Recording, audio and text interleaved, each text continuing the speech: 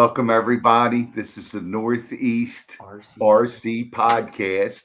I'm here with George and Tom and Vin Manchin, my buddy, my racing partner, Tom McHugh. You guys always say this together. Let's wind this thing up and talk about some RC cars. Awesome, dude. You killed it. You That's killed the it. best intro yet. You killed it. I mean, Nice. oh my god! All right, we're gonna edit that shit, and we'll probably run it in the middle of the show, the end, or whatever the case. But Oh, that's okay. great. You did great. That was awesome. Look, I didn't cuss or anything, so that's a big advantage for me. You just scored a star in Vinny's book for sure. There you go. See, if we can not curse, I think it's like for the first 10 or 30 seconds. It actually, at some point, if it were to be picked up or monetized by YouTube. Otherwise, I think if you curse in the first 30 seconds, you're like, that content is flagged. Anyway, I'm a welder, fabricator. I've been in a fabrication shop. So that word is like very much a part of my Well, we were all boys vocabulary. You know what I mean? So, but my problem is when I start to enjoy myself, I start to use it a little too much. I hope you curse a lot today. We're here to have fun. Or if the bourbon comes out. Oh, I love you, man. It's all good. It's all good. All right. So you're talking about being nervous. Me, typically, I'm nervous for the first 2 minutes of the beginning of the intro. I don't want to screw it up. I need to keep some momentum going, do the introduction. So trust me, every time for 29 episodes, I feel like puking all day long before we get here. But after the 2 minutes, everything's awesome and it flows. And hopefully I do a good job on the intro. So we're gonna try to take it from here. Okay, cool. Let me get that tobacco out of my mouth. All right. How you doing? I'm George, and you're watching the Northeast RC Racer podcast.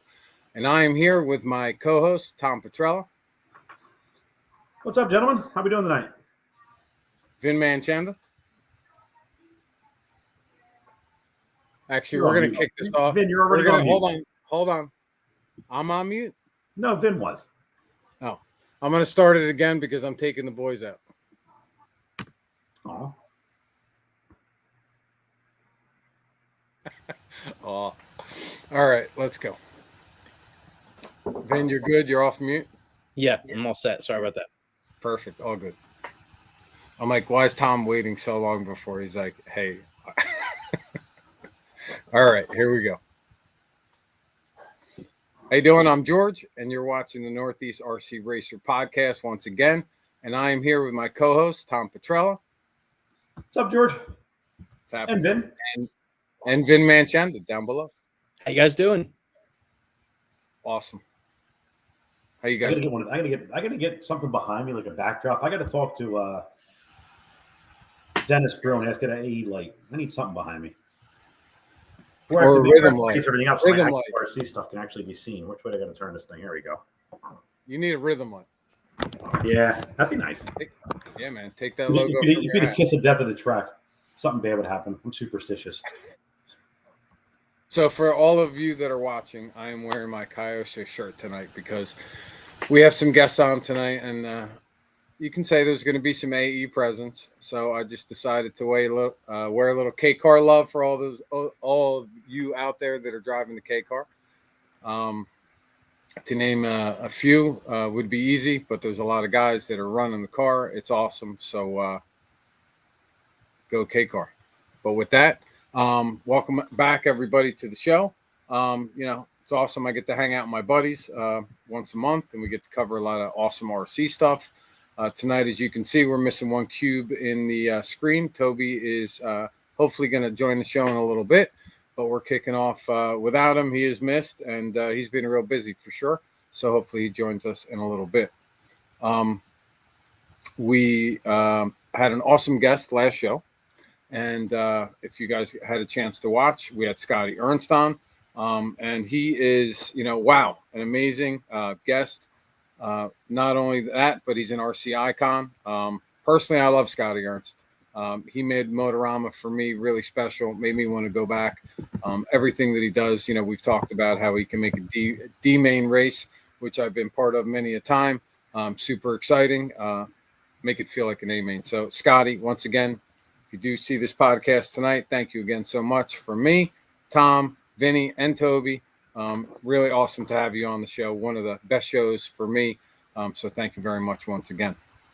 Tonight, though, we're on episode number 29, and we have Tom McHugh and Uncle Jesse on. So I will find out Uncle Jesse's last name as the show continues. But till then, Goodyear, like the tire. Goodyear. Awesome. Jesse. Hey, by the way, George, I know you're going through your list here, but did you guys happen to hear Scotty Ernst? I think it's at the Philippine Nationals with David Ongaro trying to pass somebody, and Scotty just went ballistic on his announcement. It was absolutely awesome. I don't know if you guys have heard this at all.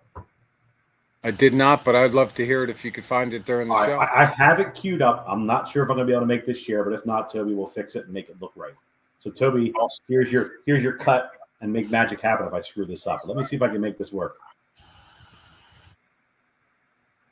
Share screen. Share screen. Oh boy, which one is it? Come on, Tommy, you can do it. I think it's this one. Nope, it's not that one. It's this one. Here we go. All right. Now I'm going to make the sound go. Let's see if this works. Hold on. I think I have to add you in, possibly. Oh, you might have to approve me. Yep. See, there we go. You ready? Hopefully you guys can hear this. It's game on. Ivan and Ongaro going at it. Just a meter or two apart. Oh, Davide! Oh, my! What a move from Davide Ongaro. Trying to go big. He had it, could not seal the deal. Ivan and standing strong, elbows out. Now, is that awesome? Is that awesome or what? He talking about someone that really loves the hobby and is just passionate about it.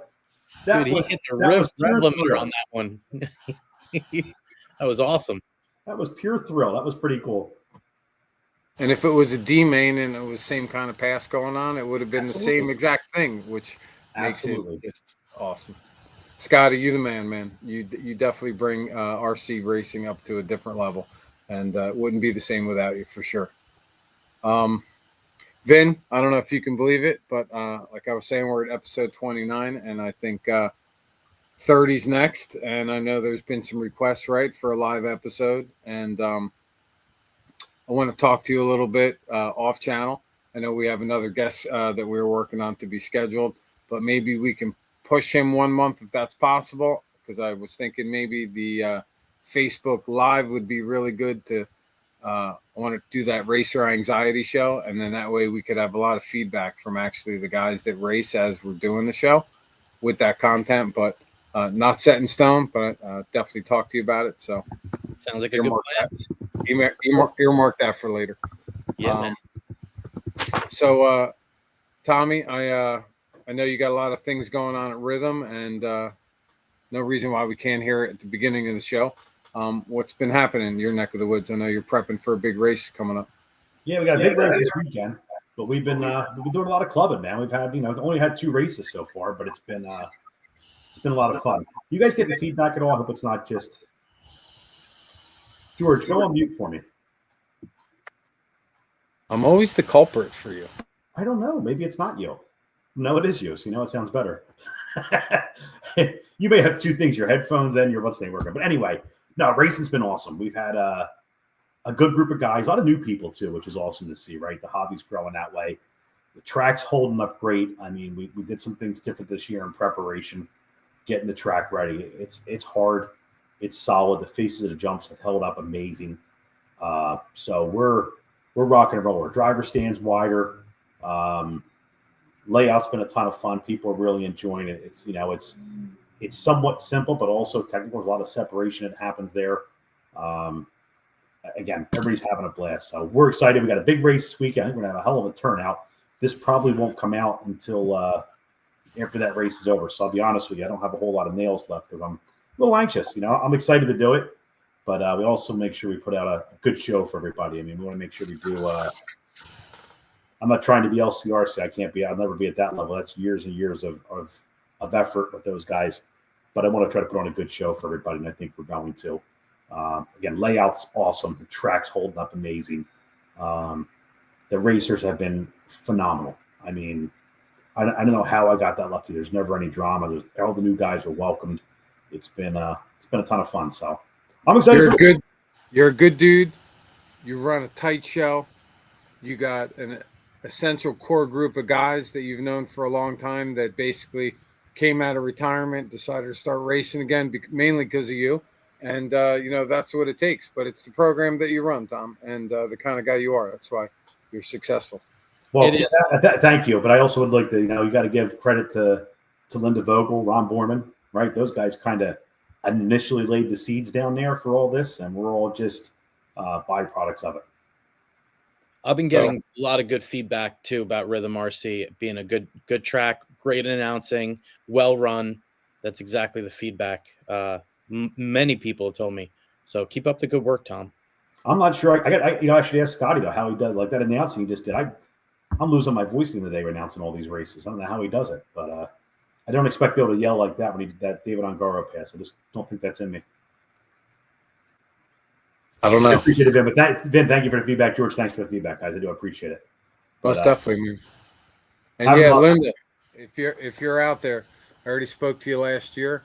You said you had some things going on. You weren't able to join us. We would still love to have you on the show. That would be another dream episode for me, getting Linda Vogel on here and memorializing that story from families. Right? Super cool. We're going to go to our sponsor right now. We got a few of them. They're down in each right and left-hand corner of the show. And we're going to go really quick. And this is EB Mods. You guys check them out. Best motors in the nitro scene.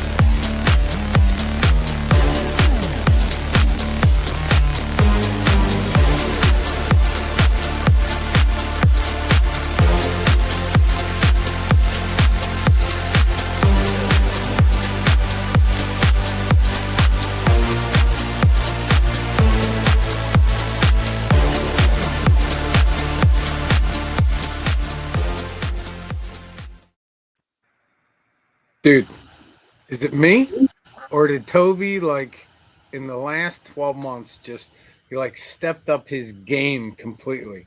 Not only 46RC in the media coverage, but look at these ads. I mean, that thing was kick ass. It used to just be going to the website and reading something quickly. And now it's awesome, man. Those effects he's got in there, all the different screenshots. Dude, I want to run fucking Nitro after seeing that ad. Sorry, Vin. Oh, we made it past 30 seconds. We're good. Yeah, that was a really good commercial right there you put together. He's been getting better. Sorry, Vin. No, you're good, buddy. Go ahead. No, Toby's passionate about what he does, and we're all the beneficiaries of it, right? Whether it's the coverage of the races. I love what Toby writes in his blogs. You guys have a chance to check that out. Look up, I think, Toba Meister. He's done some good things on that. I mean, he's passionate about the hobby, and look, we all benefit from it. So it's good stuff. No doubt. So, Vinny, I was asking Tom about Rhythm. What's going on with you, Naden, and AE?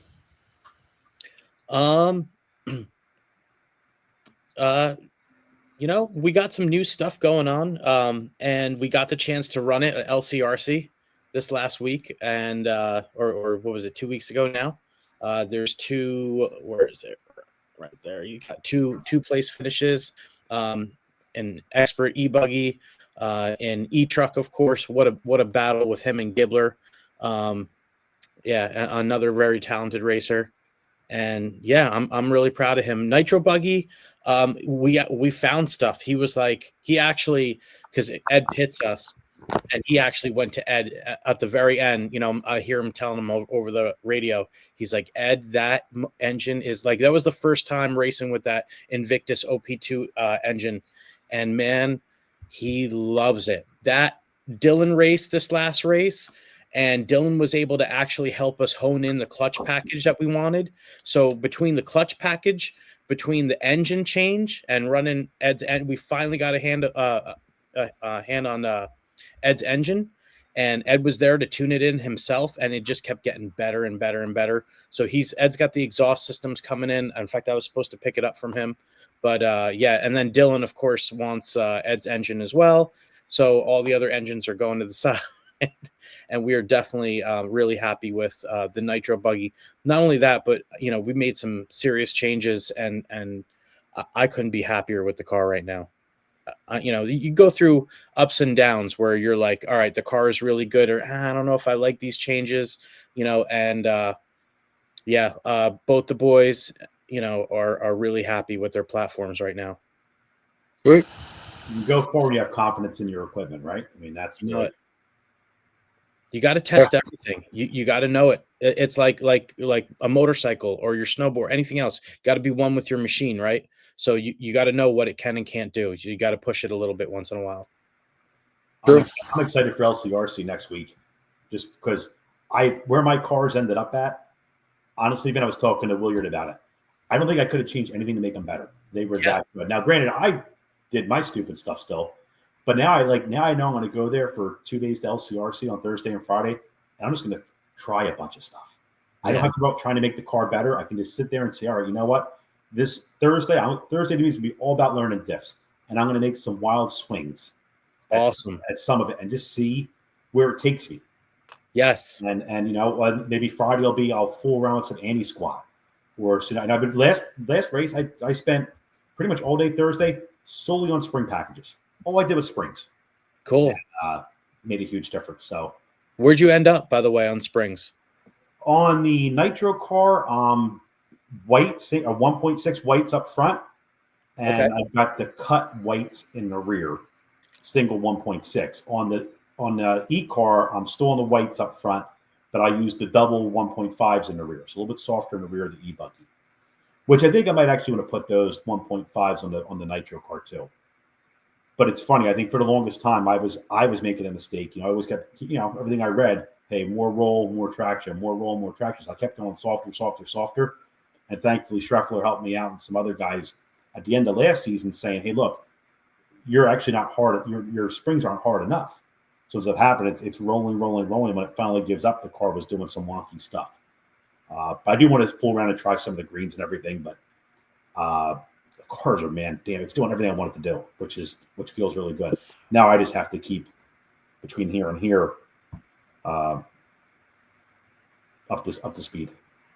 Right on. So have you tried the 1.5 springs in the front? Yes. Yeah, I was running at Rhythm, I run a softer package. At Rhythm, I'm running both 1.5 greens at Rhythm. But LCRC with that long sweeper, when I was trying to run those, it was kind of getting off. The car was digging so much that I probably could have fooled around and up the sway bars or something to get there, but to use them. But it seems a little better that way. I've tried them. I have them all. I bought a ton of them. It's the only thing bad about having the Nitro and the E-car, because my setups are pretty similar. I got to buy two of everything, because I'll be damned if it works really good on one, I'm not going to have it for the other one. Yep, pretty much. I got to buy like 6 of everything. Now I feel better about it. Cha-chang. Right. All right, well, we did a little catch up in the group, talked about our past guests, and basically we have a little bit of coverage of a race recap. So basically, the season's kicked off. Number of tracks in the local area have started their race program. So we're going to kick it over to Tom, and he's going to shed some light on some of the race results, top 5, each category at some of the local tracks. Cool. Well, I know Toby's probably in the waiting room. He said he's passionate, but I know he hates doing this part of it, so he's probably waiting for me to do this. That's all right, Toby. I got you, buddy. You always do it. So let's just take a look. LCRC Flashpoint season opener. Hell of a race, guys. I mean, I know a lot of guys came to it. Layout, the layout was fun. The grip got insane. I mean, first I'm going to give kudos to Kevin, Turn 2 crew, and all those guys that were there. Did an awesome job. We got a ton of rain on Friday, and We didn't start till later, but they went out there. They saw us that whole track entirely. I think in less than an hour and a half, that baby was ready to race.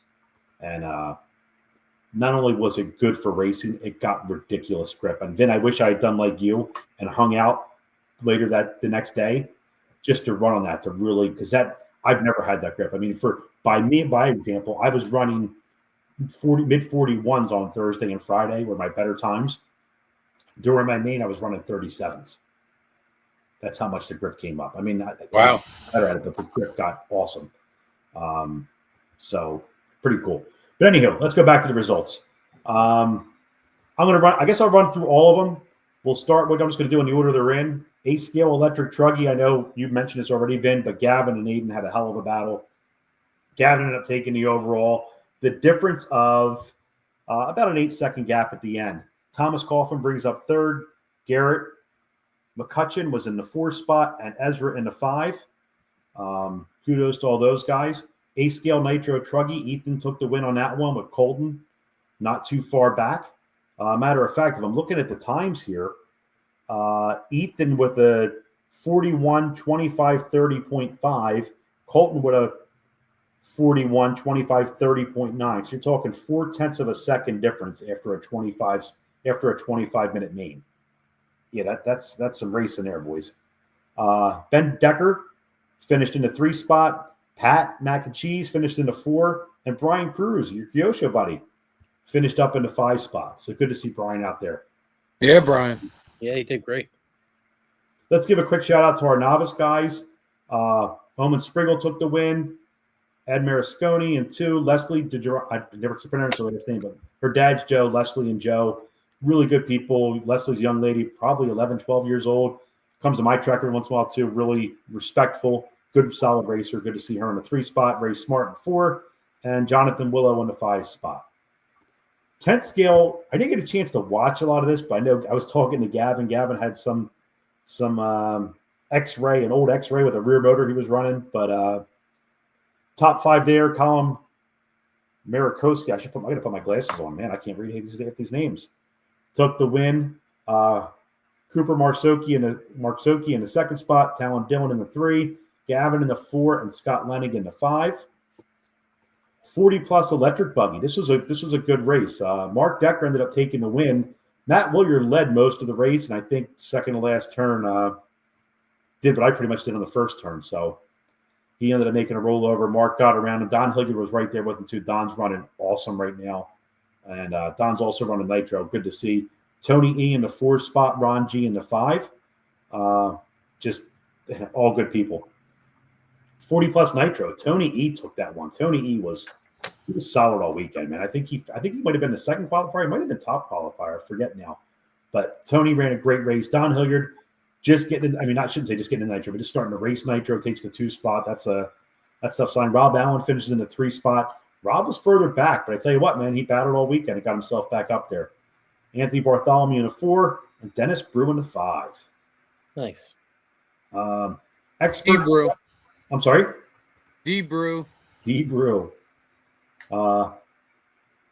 Let's see. Expert electric buggy. Mark Souza came in. So Mark, HB driver from Canada, came down. I mean, he was lights out. He was crazy fast. But Aiden takes the 2 spot. Gavin in the 3. Ethan 4. Greg Harmer in the 5. Expert nitro buggy. Greg Harmer takes the win. Mark Souza had taken off, but if I remember right, then I think he flamed out, right? I'm pretty sure I was marshaling that race. I'm pretty sure he flamed out in the middle of the race. I think he came back out and then flamed out again and just pulled it off. But Harmer takes the win there. Schreffler in the 2 spot, Colton in the 3. Zach Sinclair, he's a rhythm racer. Good to see him out there doing really well. I even pitted for him and he still finished 4th. And then Ben Decker in the 5. Intermediate A-scale buggy, Garrett McCutcheon took the win. Mark Decker in the 2. Jordan Lipograph in the 3. Bradley Lingerman in the 4. And Gage Hurley in the 5. And last but not least, A-scale nitro buggy. Cash Perry took the 1 spot. Garrett McCutcheon again in 2 spot. He put a lot of hardware on Garrett. Ryan Ryland in the 3 spot. Dennis Brew in the 4. And Jared Henry in the 5.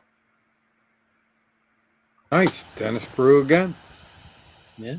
Bruce Nitro programs. Caddy. He's killing it right now. He's racing a ton, but man, it's working for him. It's getting consistent.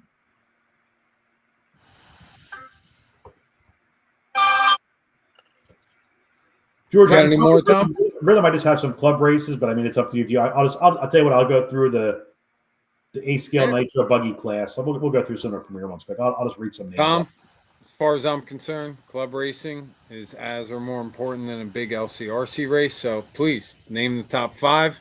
You know, me for one, I like to hear guys' names that are not, you know, like Schreffler and Harmer, so that, you know, these guys, if they watch the podcast, you know, they may hear their name, they enjoy it, and you know, they might be one of the top guys one day. So take it away. I'm going to go on mute. All right, so looking at the 40-plus e-buggy, Ophir came out with his boys. Ophir took the win, looking good, still rocking those HB cars, still fast as can be. Carmel Tassoni finished in the 2 spot. Mel, you guys all maybe know Mel. Mel Shells, great painter, raced the family hobbies for years. Good dude. Good to see him back in a hobby. Mike Sonali finished in the 3 spot. Here's a name for you, George. Sean O'Keefe in the 4 spot. Oh, come on. He was out? He ran my car. Holy crap. And Tommy McHugh, who we're going to have one in a little bit, in the 5 spot. So it's good to see those guys. Nitro Truggy A main. Ophir took the win there. Jason Massey, AE driver in the 2 spot. Matt Thompson 3. Naheem Forrest in the 4, and Brandon Branham in the 5. A scale e-buggy, regular e-buggy class. Zach Sinclair took the win. Benny Comiran right behind him. I tell you what, Zach and Benny were battling back and forth throughout most of that race. Right at the end, though, Zach got the extra lap. Benny didn't make it. And but Benny's still, you know, he's getting faster. It's pretty amazing. Brandon Koblantz in the 3 spot. Brandon, another South Jersey racer. Dan Ross in the 4. And Cody Dudley. I don't know if you guys, I know Cody's raced with us before. I didn't realize how fast Cody was. He looks really, really good, man. I was really impressed. Sportsman A main, Edu Kamirian, which is Benny's older brother. He was racing. He raced the Truggy, did really well. Rashad Wilson in the 2. Dan Lee in the 3. Dan's local racer just started with us, picking up fast. Pace-wise, AJ Brown in the 3 and Brandon Branham Jr. in the 3rd. I'm sorry, in 5th, excuse me. 1A scale electric Truggy. Benny Comerian takes the win overall. Cody Dudley in the 2. Ben White in the 3. Ben's good people. Tom McHugh in the 4. And Carmel in the 5. And then last but not least, A scale Nitro Buggy. Zach Sinclair took the win. Benny in the 2 spot. Mike Sonali in the 3. Aaron Joyce in the 4. And Tim Powers in the 5. All good dudes, all fast racers. Most definitely. You know, name you threw out there, Ben White, super great guy. Ben, I hope you watch this podcast. Ben, anytime I ask for a marshal, Ben's the first guy to run out. I almost feel bad like asking because he's always the first guy to come out. And good people. So I met Ben probably almost 10 years ago, way before he was married. I think he was still getting rides to the track, wasn't even driving. And so great to see him now as an adult, right? He's married and, heavily involved with cars. Anyway, Ben's super good guy. So glad to see him out and competing again. Just goes to show how old the rest of the panelists. But, hey, either way, shape, or form, we're out there racing like Ben is. We love what's going on, and that's why we're doing this, right? With that being said, we're going to go to our other sponsor, Nitro Caddy, Dennis Brew.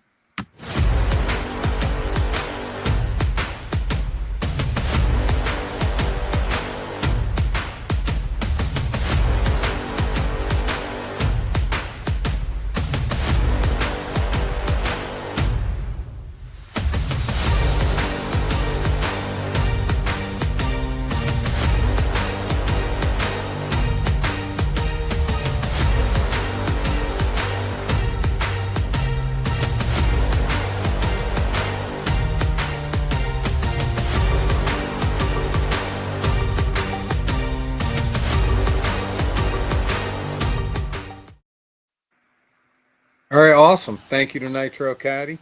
Dennis Brew, thanks again very much for sponsoring this podcast. I've seen your name all over some of the big races, LCRC, some of the other races around the country. Fantastic. You're really getting Nitro Caddy product out there. I hope you're doing well. You should. It's a really cool product. And I'm still waiting for my Nitro E-Caddy. So let's get that done. All right, pal? I got to get, he said he might have a caddy for me. I got to get one from him. I always thought they looked cool. I thought they were kind of bulky. And then this last race at LCRC, a guy across from us, Kevin Swint, good dude. Sure. I know Kevin. Kevin, he needed me to. I had to pin him a bunch of times. So I was, I'd walk up when he was camping right next to us, and he had the Nitro Caddy. Maybe not as much as for the driver, but for the pit man, that thing's awesome. I tell you what, if I see somebody with a Nitro Caddy and they want me to pit for them, they get much better odds than if they say I don't have a Nitro Caddy. I tell you what, that's like an automatic check mark. All right, worthwhile to help this person because it made life easy. Getting it to the track, back from the track, carrying everything back at the end. Kudos to Dennis on a good design. Exactly. That's why I just want a shortened version for my e-buggy. Just hold my radio in the car, be able to just set it down, nice and easy, keeps everything neat. So, Dennis, let's get cracking on that. V2 of the e-buggy caddy. Is he going to start getting electric caddy hats then? Who's your e-caddy? I doubt it. We'll see what happens. But on the e-caddy version, I think we need some LED lights or something like that. That's what I'm hoping for. With that being said, our time's rolling. We got some great guests sitting in the sidelines. Tom, thanks so much for doing the race recap, bro. A lot of great names out there. Anybody whose name was mentioned, you guys have been working hard for those stats and those finishes. So kudos to you. Keep up the great work. If you guys need any help and you drive AE, you can always hit up Vinny down below. He's great to share a setup. He's got most of his stuff set up online as well. And I'm sure he'd be more than willing to help you guys out. In the meantime, we're going to roll into our guests. As I said before, we got Tom McHugh and we got Jesse, a.k.a. Uncle Jesse Goodyear, sitting in the sidelines. We're going to bring him in. Before I do that, I just have to say that we were probably bullshitting for like 10 minutes before the show started. And we were just thinking to let the camera roll because these guys are a pisser.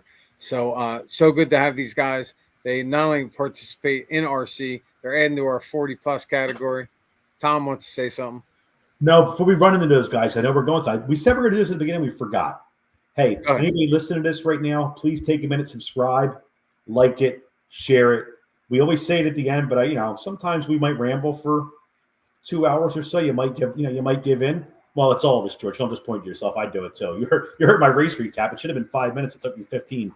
But look, if anybody's listening, there's a ton of good content. Take a moment, like it, share it, subscribe to it. Helps us get bigger with everybody else, and get it out to more racers and make people more comfortable.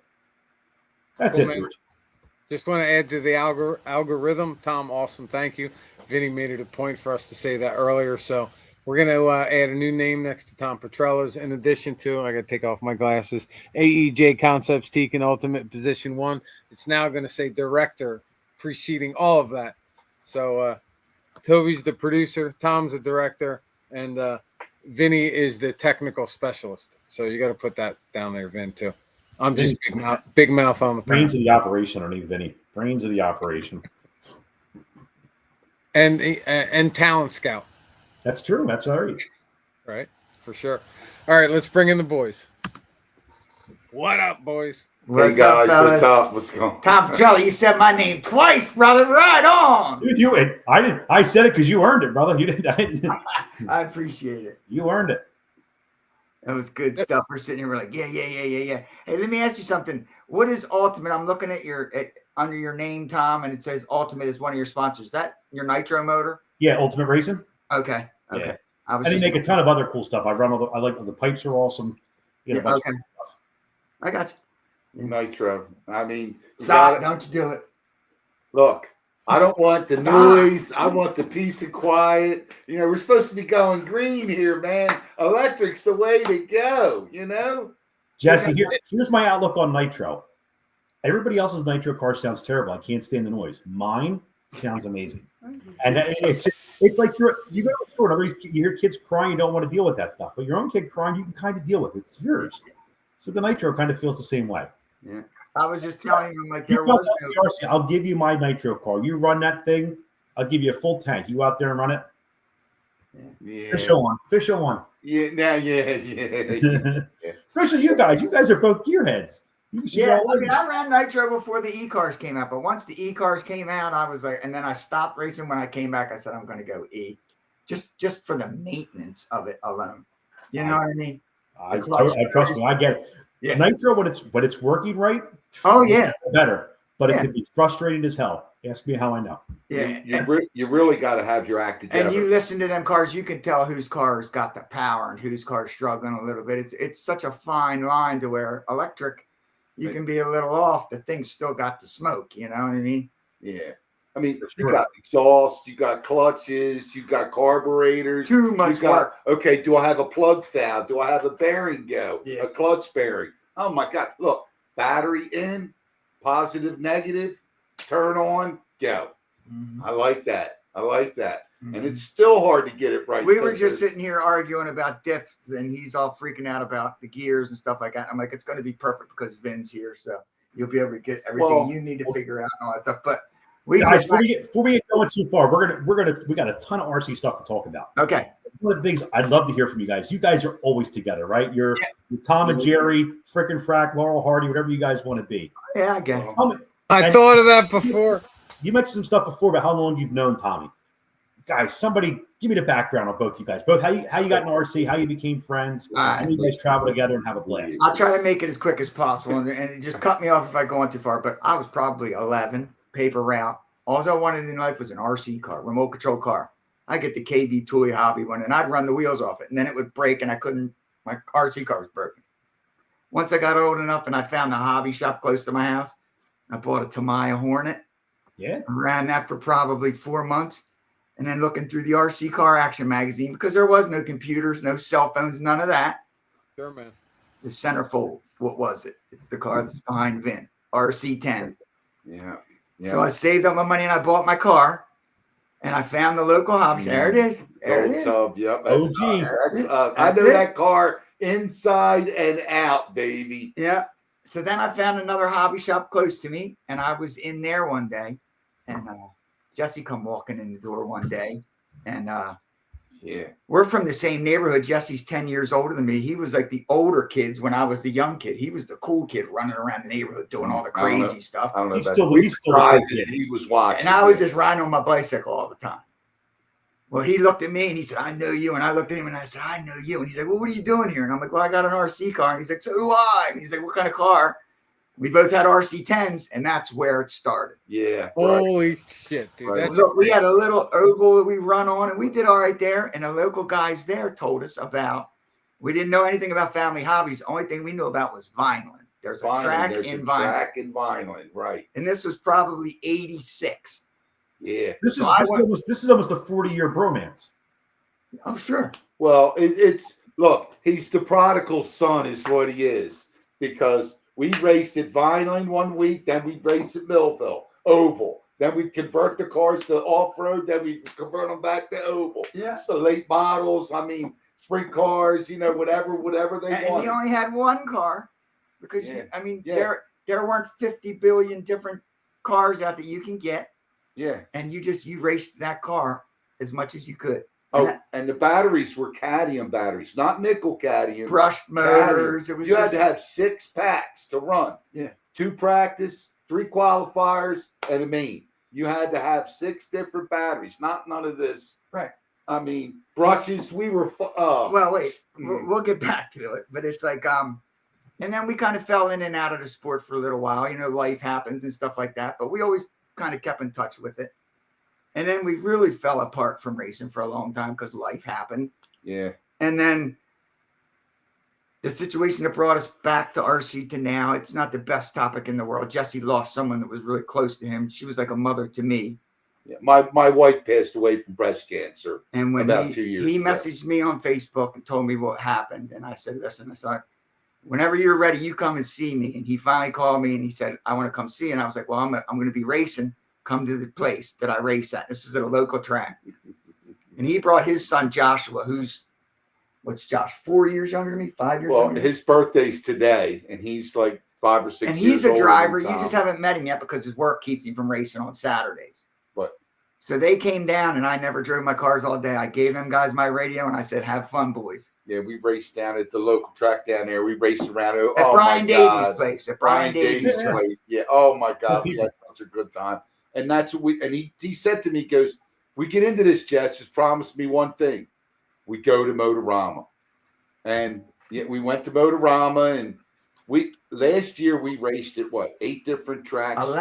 11 different layouts last season. I mean, we raced last season. We'd already been to Adrenaline I once and wanted- LCRC already once this year. I wanted to race Series A scale, but I didn't Yeah. want to do it by myself. It's kind of hard. So you stay local. You know what I mean? Sure. I brought Jesse in. He was like, "Let's go." And we just started traveling and Yeah. doing, I mean, Going going to the tilt yard. Oh my God. going to the events that we went to for 3-day events and everything like that. I wouldn't have been able to do it by myself because it would have been no fun. Yeah. I got my racing buddy yeah. here, and And, now Oh my God. I'm racing more than I can stand. It's Game on. He's the driver. I'm sort of like just the straight man, the guy yelling the names, having the fun. Dude, I can't. It's so much fun doing this. It should be illegal. I mean, the people here are the same as they were back in the day at Violent. They're better now. They're better now because back then you couldn't go in certain guys' pits. They would get offended. They wouldn't want you around. Now you can walk up to the fastest guys in the sport and are willing to share what they know with you. At least I've found with the people with the pros that I have interacted with, I've never been turned away by anyone like not wanting to share something with me. I mean, the guys that we were in the tent with at Motorama, those guys are all talking about top qualifying in their heats. And I'm like, I'm just hoping I don't get last, but I'm having a blast. And those guys would help me out. And you can go to talk to Ryan Lutz. I mean, Mayfield, you know what I mean? Yeah. You got Lee Stetzer. I mean, that guy literally took my car when I was at Adrenaline and set my car up a little bit better so I could drive it at his track. And I thought he was from Virginia, but I went down to Clearwater, Florida, and saw his mom. I went down to that track that they have, Stetzer's, the covered track at Stetzer's. He's he's not Clearwater. He's just outside of Clearwater, Florida. And it's an all clay track. They run smoothies on that thing. Yeah. So, I mean, that's another track we're going to go to. I'm thinking, That's Florida. you know what I mean? I'm not driving down there. I want to fly. So looks like I'm going to be getting a couple of OGO bags for. I ain't putting my stuff on no airplane. Yeah. We'll get down there. We'll get down there somehow. We're driving if we're going. But I mean, we've been to the Tilt Yard LCRC with Kevin and Krista. But I hope I answered your question, George. That's what got us going. And then it was I got my racing buddy back, and it's good to go. Yeah. Awesome, Anyway, man. the That's a great response. I'm just gonna cut you guys off because, like, with a fucking chainsaw, otherwise we're never gonna get to another question. Oh man, we got a ton of stories, and it was Tom's question to begin with, and so listen, we all have questions, and we're all just gonna bounce some off you. But I do have to say, as a guy that started back in the '80s, same thing when I had my first exposure to a Tamiya car and some local racing. It's kind of like a post I put on Facebook a few weeks ago. I don't know if somebody saw it. It was like the first time you're exposed to racing, you never forget about it, and you always yearn for it. So I just think, for a bromance, like Tom said, that's one of the best bromance stories I ever heard, bro. So that's like fantastic and true, like awesome spirit for RC. So yeah. I'm just gonna say really quick before you guys jut in again, and then we're going to have a whole nother segment. I can't wait for the next topic. But when I first went to the racetrack, right, and I think it was LCRC where I met you guys the first time. Yeah. We were pitting near Allen's section. So it's like, and I was talking with Tom about this before, that Tom. And so like you can pit with a group of guys, right? And everybody's got a certain energy amongst the individual person, right? I'm a little bit more lively. I'm Greek. I always got like a little natural energy going on. Some of my other friends are not so animated, so to speak, right? So I'm sitting there at LCRC and I hear like the next pit or 2 pits away, I hear this voice, right? And I hear this other voice. And I'm like peering around the back of Alan's trailer where I'm pitting at it, right? And I'm like, I see these 2 fucking guys like racing. And it's literally like watching Laurel and Hardy, like Tom Petrella said before. Or like, I would like to say more like Abbott and Costello. So it was like hysterical. And then like, I got to know you guys right off the bat. And both of your energies are like super awesome. And listen, we're not these young kids racing, right? So at the end of the day, you guys just have like this natural, awesome, not only energy, but passion for the hobby that we're in. And it's because of, that bond that you guys created. And I think that's like really super awesome. Yeah, it is. Well, that's, and I think, but that's, I think a lot of people need to understand, right? You guys are doing it for the joy of freaking racing, the joy of the hobby. And I think that's what kind of, I think sometimes, and I know I do it, we get caught up in our results and everything else. We all want to do well, right? This is competitive. We're all competitive. Yeah. But I think you guys are amazing ambassadors of the hobby just because you're positive and you can just see the joy you're having in it. Hey man, I appreciate it, Tom. And listen, I mean, meeting you guys, I never thought that it's amazing the experiences that we both get to go through, the people that we have met, and like it's good to be accepted. You know what I mean? We're not those guys that are like, oh God, here comes blah blah blah blah. It's, I have guys come through like, hey Tom, what's going on? And I don't know their name, and I feel terrible about it. Yeah. It happens a lot with me, but I'm doing the best I can, and I just, it's good to be around the fast guys trying to catch you fools. Yeah, you guys, look, he made me promise Motorama. We've been there twice.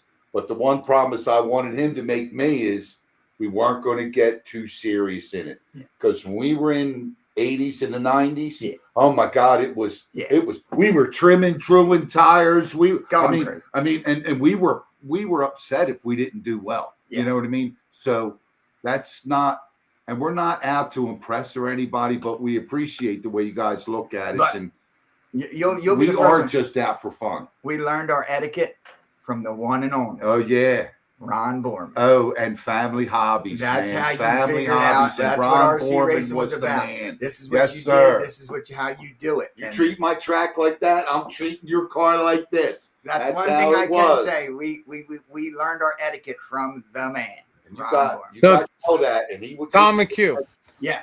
I literally can say that I was like born and bred at families in terms of racing. Yeah. Right. Because that was basically the only track in New Jersey that I went to for like forever before Track 70 came about. But families is always behind that. I don't recall seeing you there, and I used to go there all the time. So it had to have been like a mixed window. Yeah. But aside from that, did you ever go to checkerboards down there at the same time? No.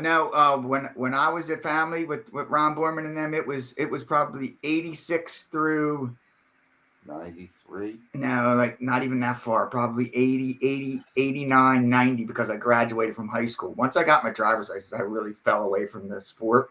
But it was when you started racing down there at Ron's, that was at the time or right after he had that big national race there. Is that not? Yes, it was right after that. Yes, the one that Jay Halsey won. That's correct. We were right after that. Yeah, right after that. But it was only for a couple of years. We only probably did it for about 4 years there. And then once I got my driver's license, everything kind of got pushed to the side, and I was. So you knew the real ornery Ron Borman? Oh yeah. Like like serious, like crazy. Petrella, could you imagine young Borman, right? We knew his attitude when the guy was like in his 70s, right? Could you imagine his like 40-year attitude? Get the off the track. Oh yeah. And Linda would have to come in and clean it all up. Oh, he didn't mean anything by you. Fuck, I didn't know. I mean, that was just all the time with Ron. But hey. Look, you put a divot in his car because you took a jump the wrong way. He'd take that car and he'd throw it out. Yeah, it was good stuff though, man. I mean, listen, I watched Ron Borman. It was an oval with an off-road track in the middle of it, and you used most of it, but you just didn't use the back straightaway. But when he would run in like the oval part of it, it was an old Pinto with big fat crackers on the back of it, and he would ride it. Dragging a drag on it. Remember that? He loved that track, and I'll tell you what. He'd be out there picking that stuff up. Oh, it was amazing. His etiquette that he taught us, we've used at every track. Yes. It was 30 years before we came back to race, and we fell back on all the things that he showed us. We were impounded. We were clips. We were crystals, frequencies. Yeah. You know what I mean? Well, I hear Tom yelling for marshals all the time. No, I learned that one time. Oh, yeah. From Ron Borman. I mean, you go back to your pit, and you ain't back out on the track. Yeah. He's in your pit, boy. Yeah, he's in your pit and sending you out there. It's not good. Not when Ronnie was mad at you, it was not good. Yeah. You know what I mean? So, I'll bring a segue to that, but we're going to engage Vinny down in the corner. Okay, Vin. So I'm sure Vinny's got a couple questions, but Vin, before your question, one thing about Ron Borman was, like, you knew he liked you after you've been to his track for a little bit when he cursed at you. Yeah. So, like, it was a different type of curse. Not the curse like, get the out of here. It was more like, how come you're not in your marshalling position? You know what I mean? Or something like that. Like a father. Yeah. Yeah, it took a little while for people to understand. Like, once you knew Ron, you're like, come on, curse at me. Anyway, Vinny, I'm sure you got some questions. Fire away. Okay. Do you guys practice? And how do you practice? Like, what do you guys do for practice? We go to Tommy's place, and when he has the track open, I mean, we really don't go out of our way to practice. We take the car that we have. Yeah. It's an associated. Yeah. So if you have it set up, it pretty much runs anywhere. Maybe a tire change. Yeah, I think maybe a camber change. You know, a shock but oil no, change. like what he's asked is I would say we run at a local track close to us. It's in a guy's backyard. It's a decent spot. You can get around pretty good 8 scale. Brian Davies is his name. And then Gary Terry. He's got a killer track in his parents' backyard. I believe it's his parents' backyard. Right. It's really nice. Been there? But other than that, it's Tom's place when Tom's he's open place, for practice. And the club racing, that's how we set the car up. And we pretty much trust the setup and take it anywhere we go. Yeah. Awesome. Next practice day that Tom's having at Rhythm, let's meet up. Yeah, it was good the first one because George was there and Alan was there. It was great watching them two battle. Oh, out there. yeah. But, I can't wait to get there. Yeah, it's good. That would be good, Vin, because we were talking about that earlier, and I'm like, I haven't been to many races where Vin's been there yet, so I'm looking forward to something like that. Yeah, I'll come check it out because I haven't been there either. And sorry, Tom, I love you, buddy, but it's fast track, Vin. May 13th or May 20th, Vin. Get 2 dates and I'll throw out there to you. I'm writing RC.com. There's a schedule up there with the hours. Yeah, fast track, fun, really good time. And I'll tell you what, I'd rather just practice. Yeah, I have more fun doing that than any race game. I mean, because it's not serious. Yeah. Everybody's out for fun. And, okay, you cut the track to get with the group. Okay, I try to get in the way as much as I can, but you guys are so fast, you go right behind me. Yeah. I can't block him for shit. Yeah, he's got to. All right, so let's work on your car. Let's work on it together, and we'll meet up down there, and we'll get your car straightened out and give you some coaching, and It's not that the car doesn't work. It's that I got to get my aimer and my go fast together at the same time. Yeah. Sometimes this is good. Sometimes this is good. Sometimes they're not good together.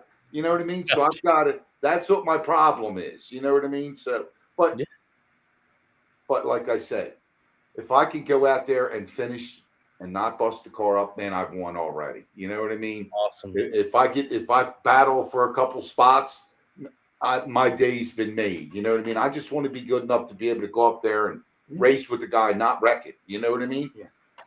That's all. Don't wreck the guy. Yeah, Having a good time. That's awesome. I love it. Yeah, his car. I mean, yeah, you need when Vin gets there, you can go through like everything that you were asking about, wondering about. Yeah, He's the guy that can help you with all that kind of stuff because I he's know. done the research and the development on it. the whole Yeah, man, thing. Vinny's your setup master for AE for sure. Yeah. But Tom McHugh, so you guys were in racing for a long time, right? Yep. Stepped out of it, came back into it. So as prior racers, guys that used to tune your tires, all that type of stuff, make sure your battery's taken care of, car setup's good. What do you find is the most either difficult or unique, because now you're running 8 scale, right? Where before you were running, let's say, different cars. How do you find the car platforms different relative to what you used to race, and how do you find the tracks different? Well,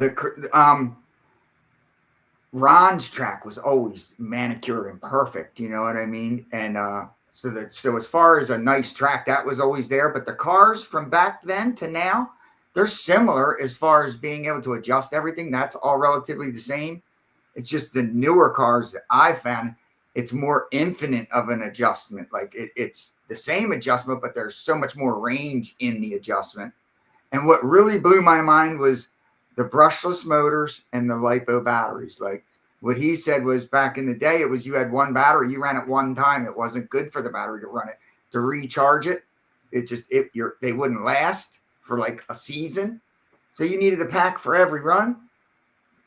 And run time, like the guys that would run mod at the start of the race, they could only go about half throttle, because if they started to pull it hard early, they wouldn't have it at the end. They would dump at the end. 4 minutes. Yeah, 4-minute races. And I mean, these guys would have to conserve to make it. It was wild. Now the car is just as fast on the last lap as it is on the first lap, and you just recharge the battery. And the cars, that was what was a real, and they're so much faster. Yeah. I mean, these things are 4-wheel drive, and they are flying fast. I mean, and it's just amazing. It's amazing. The speed, technology. like we thought we were flying back then. Yeah, that's nothing. That's nothing. I mean, these cars, well, also we race 2-wheel drive, not 4-wheel drive. Yeah. And that's the other thing.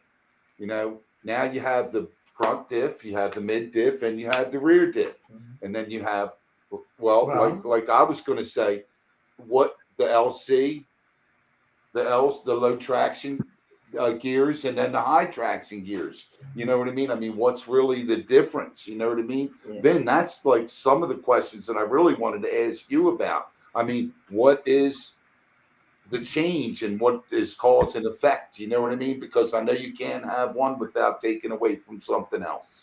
So, but we can get into that in my segment. Yep. Oh, okay. But you know, that's but the cars are basically the same. We were talking about that last night. Awesome. You could buy different caster blocks and steering. When you stepped up to the RC10 associated platform, you had articulated steering blocks and spindles. You could have arms. We actually had rear trailing arm suspension set up for one of the RC10s in some of the cars.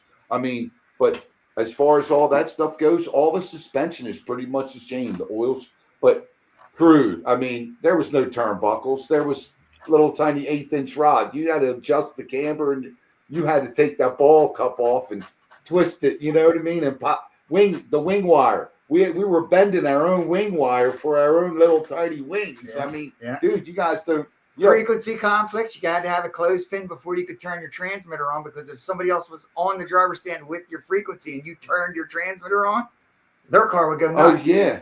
So they would impound your radio at the beginning of the race before the qualifiers. They would take everybody's radio, and you would go up to the back at family house. You would go up. They would give you your radio and your transponder. And you put them in the car, and then you would get your radio.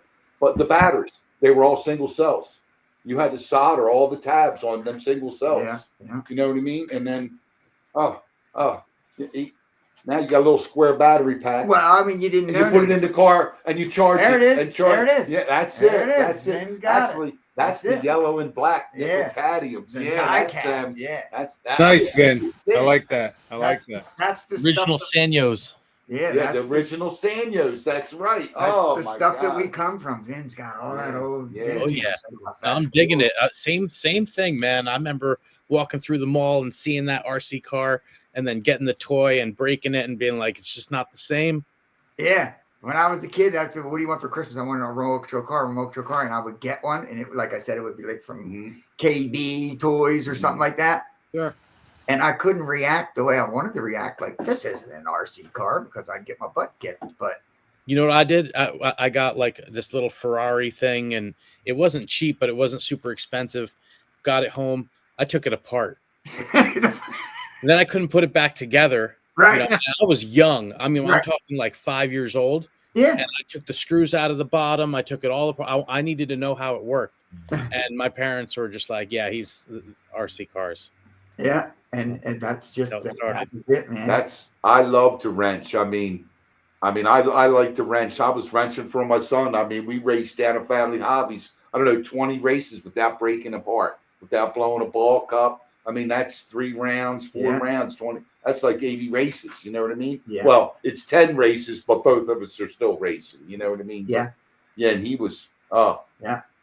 And racing at Borman's was awesome.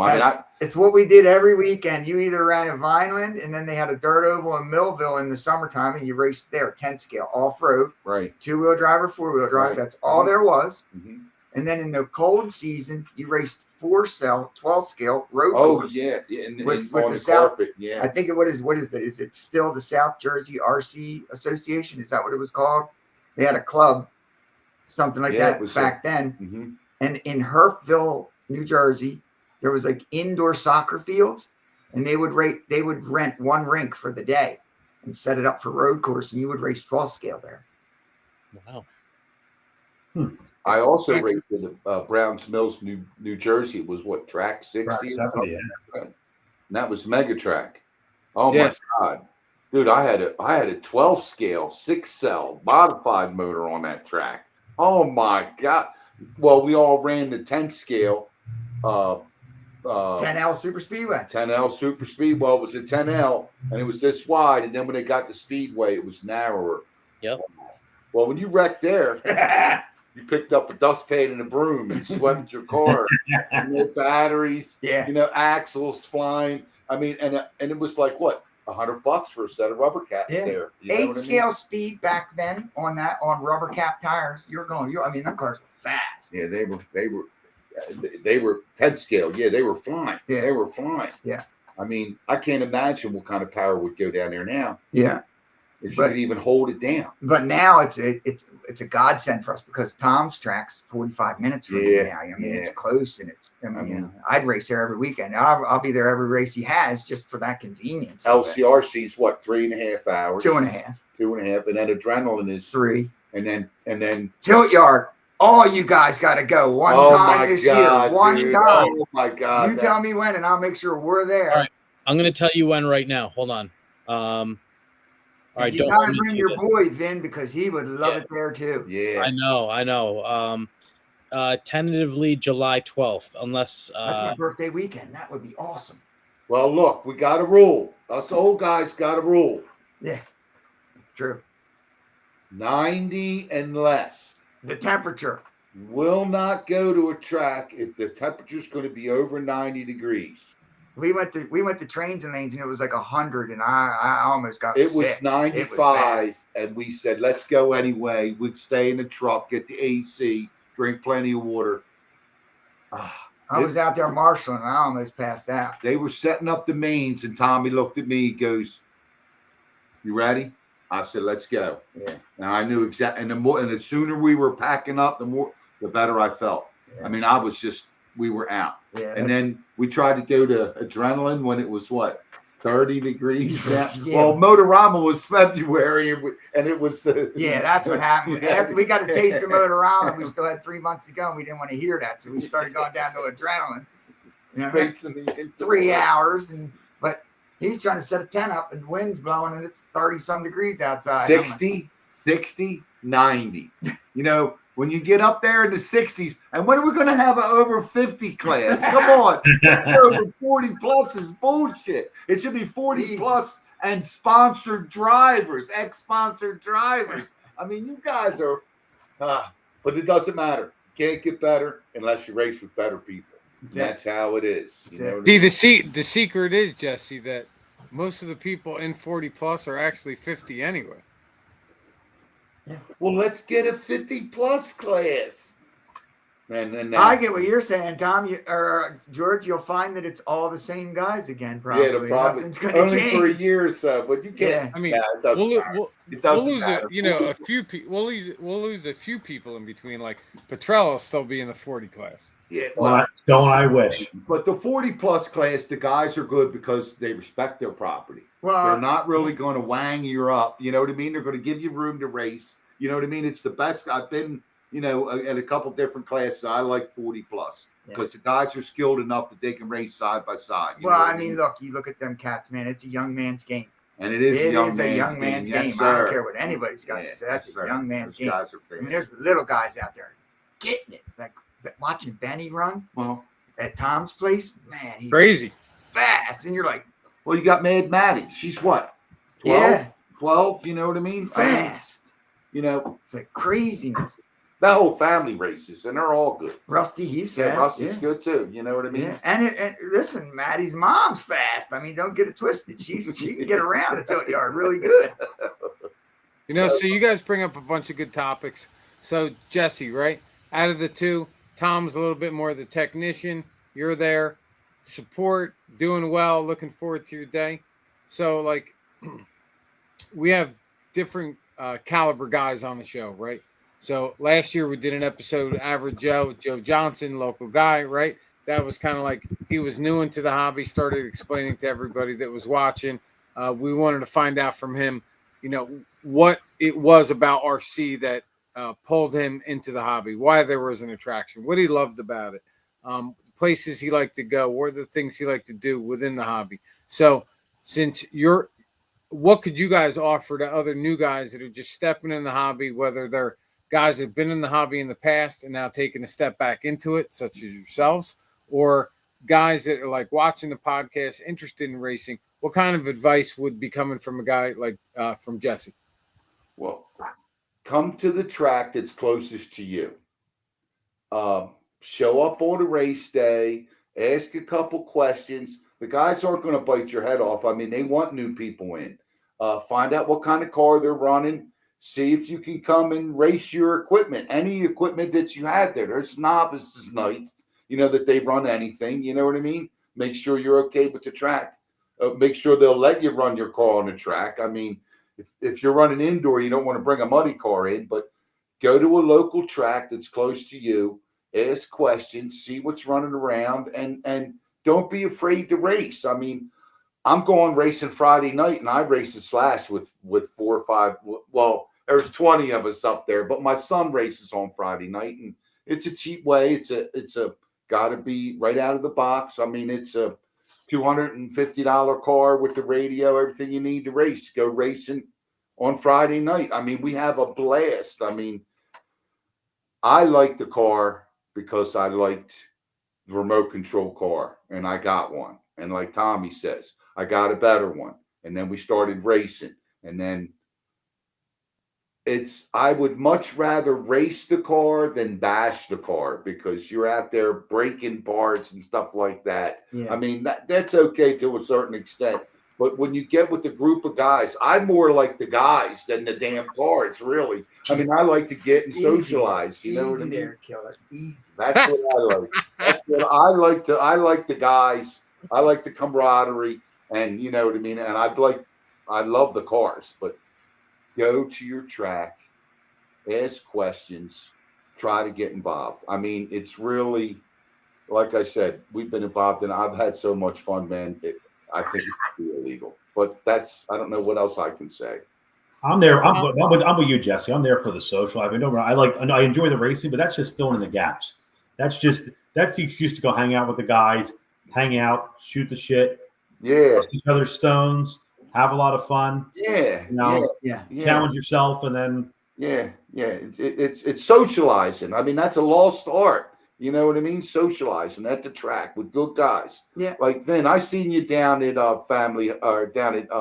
First State with Gary. You know what I mean? I've asked you a few questions. You're more than glad to help me. And you know, you're an East Coast rep for Associated. You're like a god to me. You know what I mean? But you treat me like I'm a normal every gate. You know what I mean? Yeah, I mean, really. But you know, I ask you a question, you give me an answer. You know what I mean? It's like, try this or try that. You know what I mean? It's amazing, man. I mean, if you guys honestly think about it, I mean, you got two half hillbilly, half. Oh, I'm all hillbilly, dude. Here. You know what I mean? Whoa. And I mean, look, let's not get it wrong. We're in company with some amazing names that have been in the sport. You know what I mean? It's very humbling. It's And cool. Scotty, he knows me personally because I'm just a loudmouth. Oh, You know what I Scotty, mean? he freaked Scotty Ernst out at yeah. Motorama Yeah. so bad. All right. Well, let's hear the story. But hey, just so you guys know, you guys reap what you sow, right? And you guys are just good dudes. So Yeah. Well, happy. yeah. Right We'd on. like to be around you guys, George. Yeah. You know, Tommy. He Vin. did you break early? Did you break at the first qualifier? I broke the First test qualifier? run. The test run I had good. Then the second test run I broke. And then my first qualifier I broke. And then my second qualifier I broke. It was my third No, you didn't qualifier I break run. that. Like, no, you broke once. I think you got a qualifier in. Speed controller went on the fritz, had to be recalibrated one time. Wasn't that I broke. Ripped an arm off, blew an aluminum hub off. I mean, Yeah, you did name it, I had it. It just wasn't. Yeah. And then I finally had a run that I completed the car. Yeah, you know, and I was right. all right. Scotty goes. He's walking off the driver's stand at the end of the race, and there everybody's walking down, and Jesse just comes out of nowhere. I'm on the floor behind the driver's stand. I thought somebody got shot up there. Yeah, I was like, all right. The whole arena went dead quiet. It went dead quiet, and then you just heard Scotty come over. I'm like, well, I guess somebody's happy. Yeah, right. Oh, it's Jesse. You know what I mean? Yeah. I mean, Toby saw it too. I mean, it's on tape if you watch me, but It's funny. you can hear it. But yeah, it's just. Speaking of which, Tom, that video with that pass on Ongaro, oh my God. Oh yeah, I've seen that. The freaking before. out, he did lose his mind, but that was a hell of a pass. Oh Yeah, my God, that's 40 Big flying in the air to come down, and he had it. He stuffed it into the pipe. Right here. That's me. I'm a pipe stuffer. You know what I mean? It's okay. We might have to edit later. that out. So, Tom McHugh, Yeah. you know, there's a little bit of bullshit I'm going to call, about just getting back into racing and having a good time because, I've heard you come back in the pits. I might be quiet working on my car, but I'm always paying attention to what's going on. It's like, doing research for the podcast. You're a racer, man. I know you got high expectations when you come back to the pits. You don't like when you don't do well. You like when you really do well. I definitely hear you come back and you're verbal about when you sink the putt or when you hook that fish. So what is it that you like so much about racing? It's great that you're hanging out with Jesse, right? For sure. That's like a major thing. You want to go out, you want to hang out with your friends, hang out with the buddies, but there's something about racing, right? And it's what I said before, makes you come back. But what is it for you? I don't know, George. It's a good question. I mean, it's the same, like if you think about it, you asked yourself the same thing. It's racing, man. There's something about racing. Like I can't put a stick on a ball. I can't sink a basketball. I can't do any of that kind of thing. But as far as racing, for some reason, for me, it puts me in a place, and I've been blessed. I'll say that because I've raced a lot of stuff and I've done pretty well in all of it. I would say to where, I'm not the fastest guy out there, but I'm also not the slowest guy. But I don't know what it is about it. It's that place you go, when you're locked in and you're putting good laps down. It's that place that you go. And then when you come out of that and you're like, whoa, you catch yourself a little bit. You're like, man, when you're in that spot, that's my feed of it. And it's like, I don't know. Everybody's like, yeah, but you're not in it per se. It feels like I am when I'm driving it. You know what I mean? If you can understand that. Yeah, man. I can pick up what the car is doing. I can feel it. I'm like, what do you mean? It's a remote control car. I'm like, it's just so hard to explain. It puts you it's kind of, you go into like a trance, I would say, almost. The zone. Yeah, when you're in it. The zone. Do you get an adrenaline rush? Do you get a pump? Absolutely. That's what I think it is. Absolutely. Because it's the only way I can experience adrenaline pump.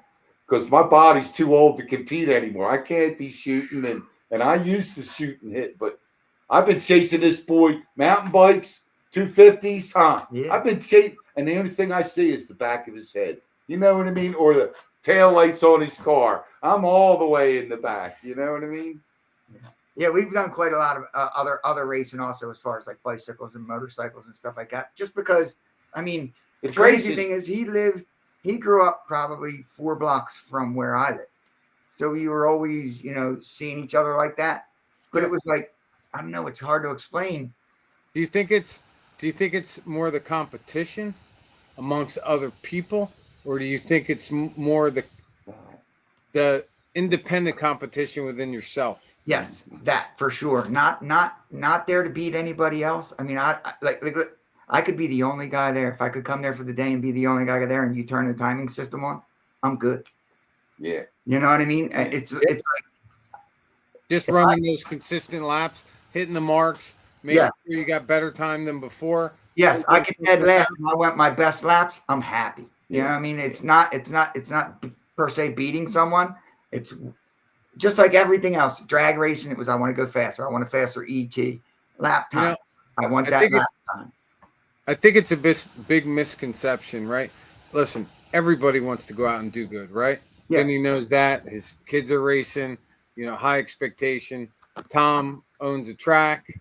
He's also a racer. When he goes out, he wants to do good, right? There's kind of like a racer reputation that follows people when they go racing, right? Yeah. But at the end of the day, we're guys that are not per se going to win, right? Yep. So sometimes, like for me, the goal is never to win. The goal is for me to, if I could get on that box, even if it's in the last spot, that's huge. Yep. Depending who goes out, right? If the competition's high and I can get in the top 5, I'm stoked. If I can get in the top 10, or if I can get in the A, depending where I'm racing, those are the goals that I set before me.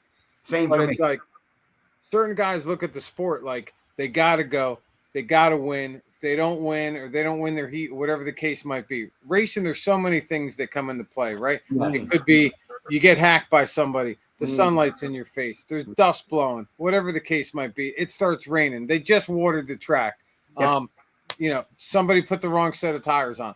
But at the end of the day, you got to be personally satisfied with a certain aspect of your racing, right? And sometimes it's the hangout. Sometimes it's just making sure you qualify well. Sometimes it's, trying to get the bump or whatever the case might be. But you got to find your little niche, right? Of what makes you satisfied when you go out for the day. Yep. Yeah, you get some people like myself for sure, right? I'll get frustrated if I don't hit one of those achievement marks when I go out. Mm-hmm. Some people might say, I just go out for fun. Me, I kind of say to my wife when she's like, "Did you have a good time?" Or my standard response will be like, "Well, if I do good, I have a good time. If I don't do good, I don't necessarily." I try to focus on my friends, seeing my buddies, Tom and Vinny and anybody, and Alan and whoever else we're going out with. But at the end of the day, it's like, you got to find that certain niche in your race that makes you happy. Yeah. And it can't be the win all the time, or even some of the time, depending on where you're racing. Otherwise, you go racing and you miss that quintessential thing that you were talking about. That is the reason that gets us out there. Yes. And ultimately, for me, like at the end of the day, I run a couple of businesses. I'm 7 days a week, 365 days a year for the businesses that I'm involved in. So I never get a mental break. And even if I'm on vacation, I still got to keep track of what's going on, scheduling, blah, blah, blah, blah, blah, right? Yeah. But when I go racing cars or when I go racing boats for the day, either one, for that time period, I am completely removed from my reality. Mm-hmm. And all I am is car racer or boat racer for the day. Mm-hmm. I'm not looking at my phone. I'm not seeing what orders came in or what's scheduling, what's going on. It's like this fantasy for 8 hours. Yes. Right? Yeah. And sometimes you just got to find the fun in that, whether it's the mental reprieve, it's kicking ass, or going hanging out with your buddies. Yeah. I just wanted to grab your opinion on that before. I guess the easiest way for me to explain it is I would hate to have to drive home mad. You know what I mean? At the end of the day, I don't want to drive home angry or mad. You know what I mean? Yeah. Like when I leave the track, when I left Tom's track, I didn't win it. But hey, let me tell you something. I left it all out on that track. I know that. I went as fast as I could, so I was not upset at all. My cars were phenomenal all day, if you ask me. Them guys were just faster. Mm-hmm. I just want a good battle. I don't care if I finish 8th. But if George and I are racing, or Tom, you and I, or Jesse, you and us, we're racing. I don't care if it's for 8th place. But if we have a 3 or 4 minute battle on the track, back and forth, swap positions, shit, there's nothing better. That's it. That's exactly right. That's exactly right. What's cool about it is when you're that close for that many laps, you know what I mean? Back and forth, you're high and low and stuff like that's the kind of stuff to where when you're in the middle of it, you're doing it just because you're doing it. But then once you realize what you're doing, and then you totally go left field, and then they're gone. You know what I mean? Yeah. I try to hang on as best I can. Tom, you'll come up to me, and sit right there and sit right there and then zap me. And it's like, once you get around me, then it's like, okay, I'm going to try to hang on here if I can. But, you know, it's the challenge. It's the fun part about it. Absolutely. That's desire. Some of that, like Tom said before, and the camera always misses this, right? Or any race recap that we ever talk about, because Tom's covering, or Toby, normally the top 5, right, in each category. But what Tom just said, he could be racing for 8th place, which he normally is not, by the way, racing for 8th place. Right. But No, nonetheless, rarely. He's being humble for the camera.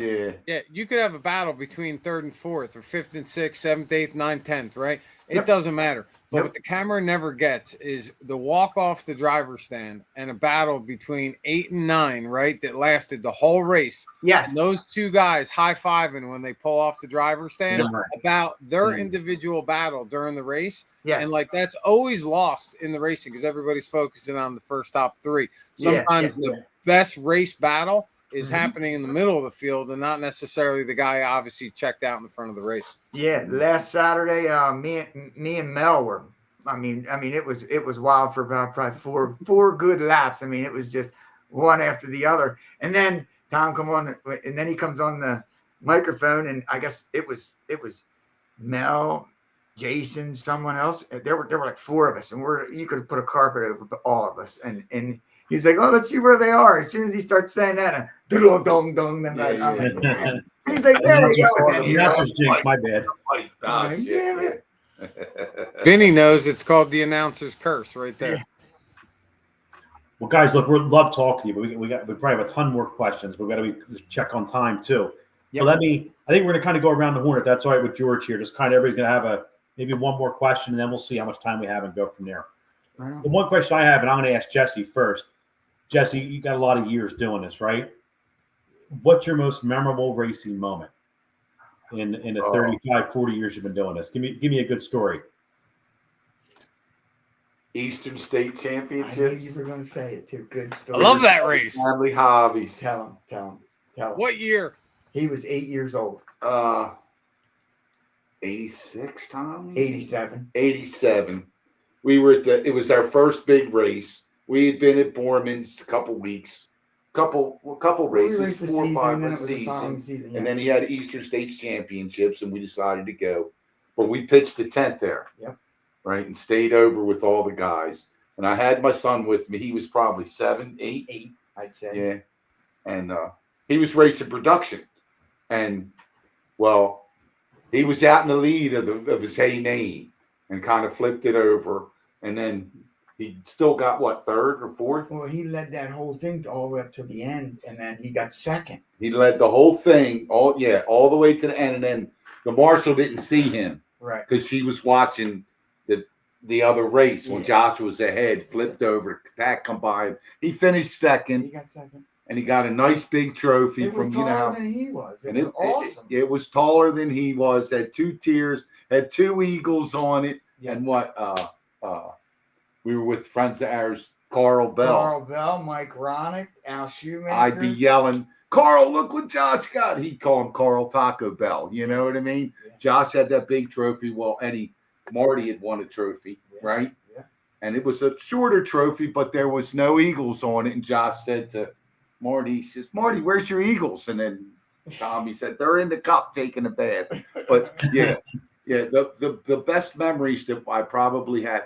But don't get me wrong. I mean, Tilt Yard is recent memories, but way back in the day, it's got to be family hobbies. Sure. You know what I mean? Sure. And the racing down there and Josh's big trophy. That was his first big race. And he could have won the A main if he would have just kept it up. He had it won, but we couldn't put batteries in those kids' cars.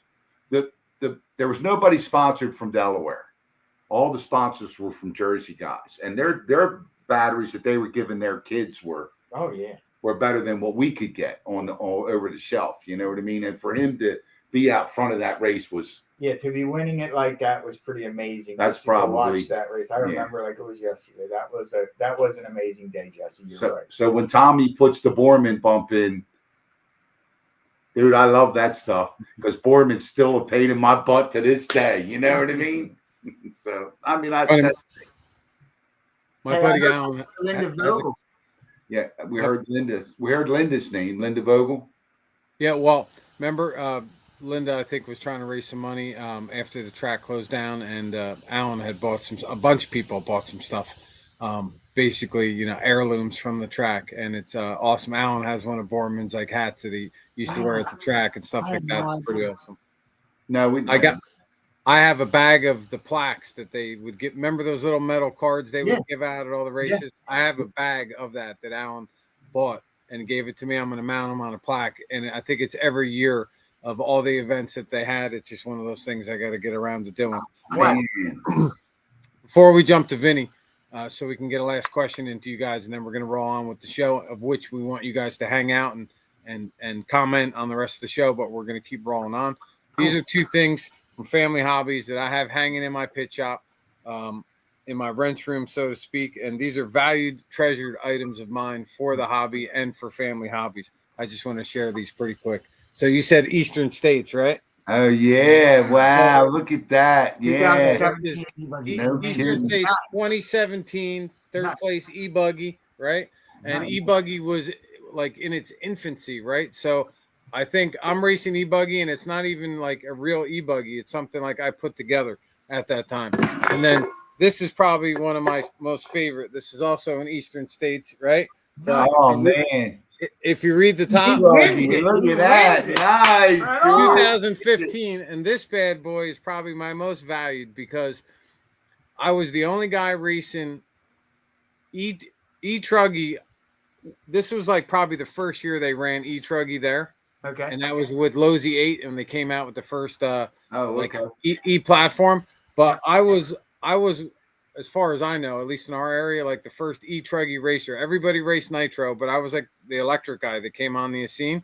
So I had the only electric truck running in nitro truggy for a while, and Borman was very controversial about me running my e-truck with the nitro guys.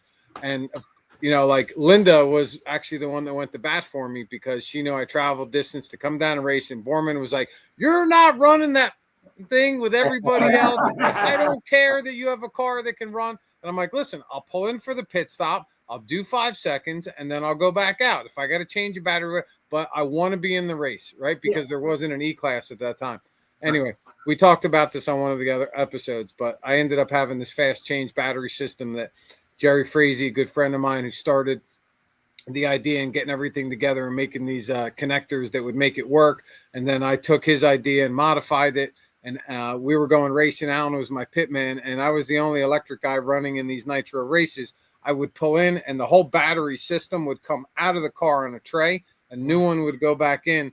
And literally, Alan had pit me one time so fast that when he dropped the car back down, the ESC hadn't even booted up yet. And I'm squeezing the trigger, and I'm like, I got no power.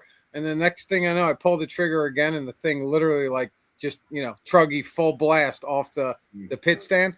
But Borman was, controversial, but he also was a guy that knew where the hobby was going, and he let me race in the group. And when I won and I pit stopped or, got a plaque, he was not happy that was happening, but he let it happen. And I've always so appreciated for him to do that, because that's what kept me going down to Family Hobbies as one of the original electric guys that was running in a class where there was no electric guys. But anyway, that is awesome. Damn. Yeah, great story.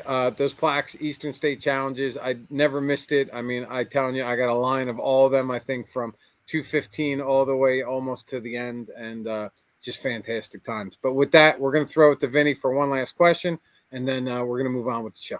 Right on.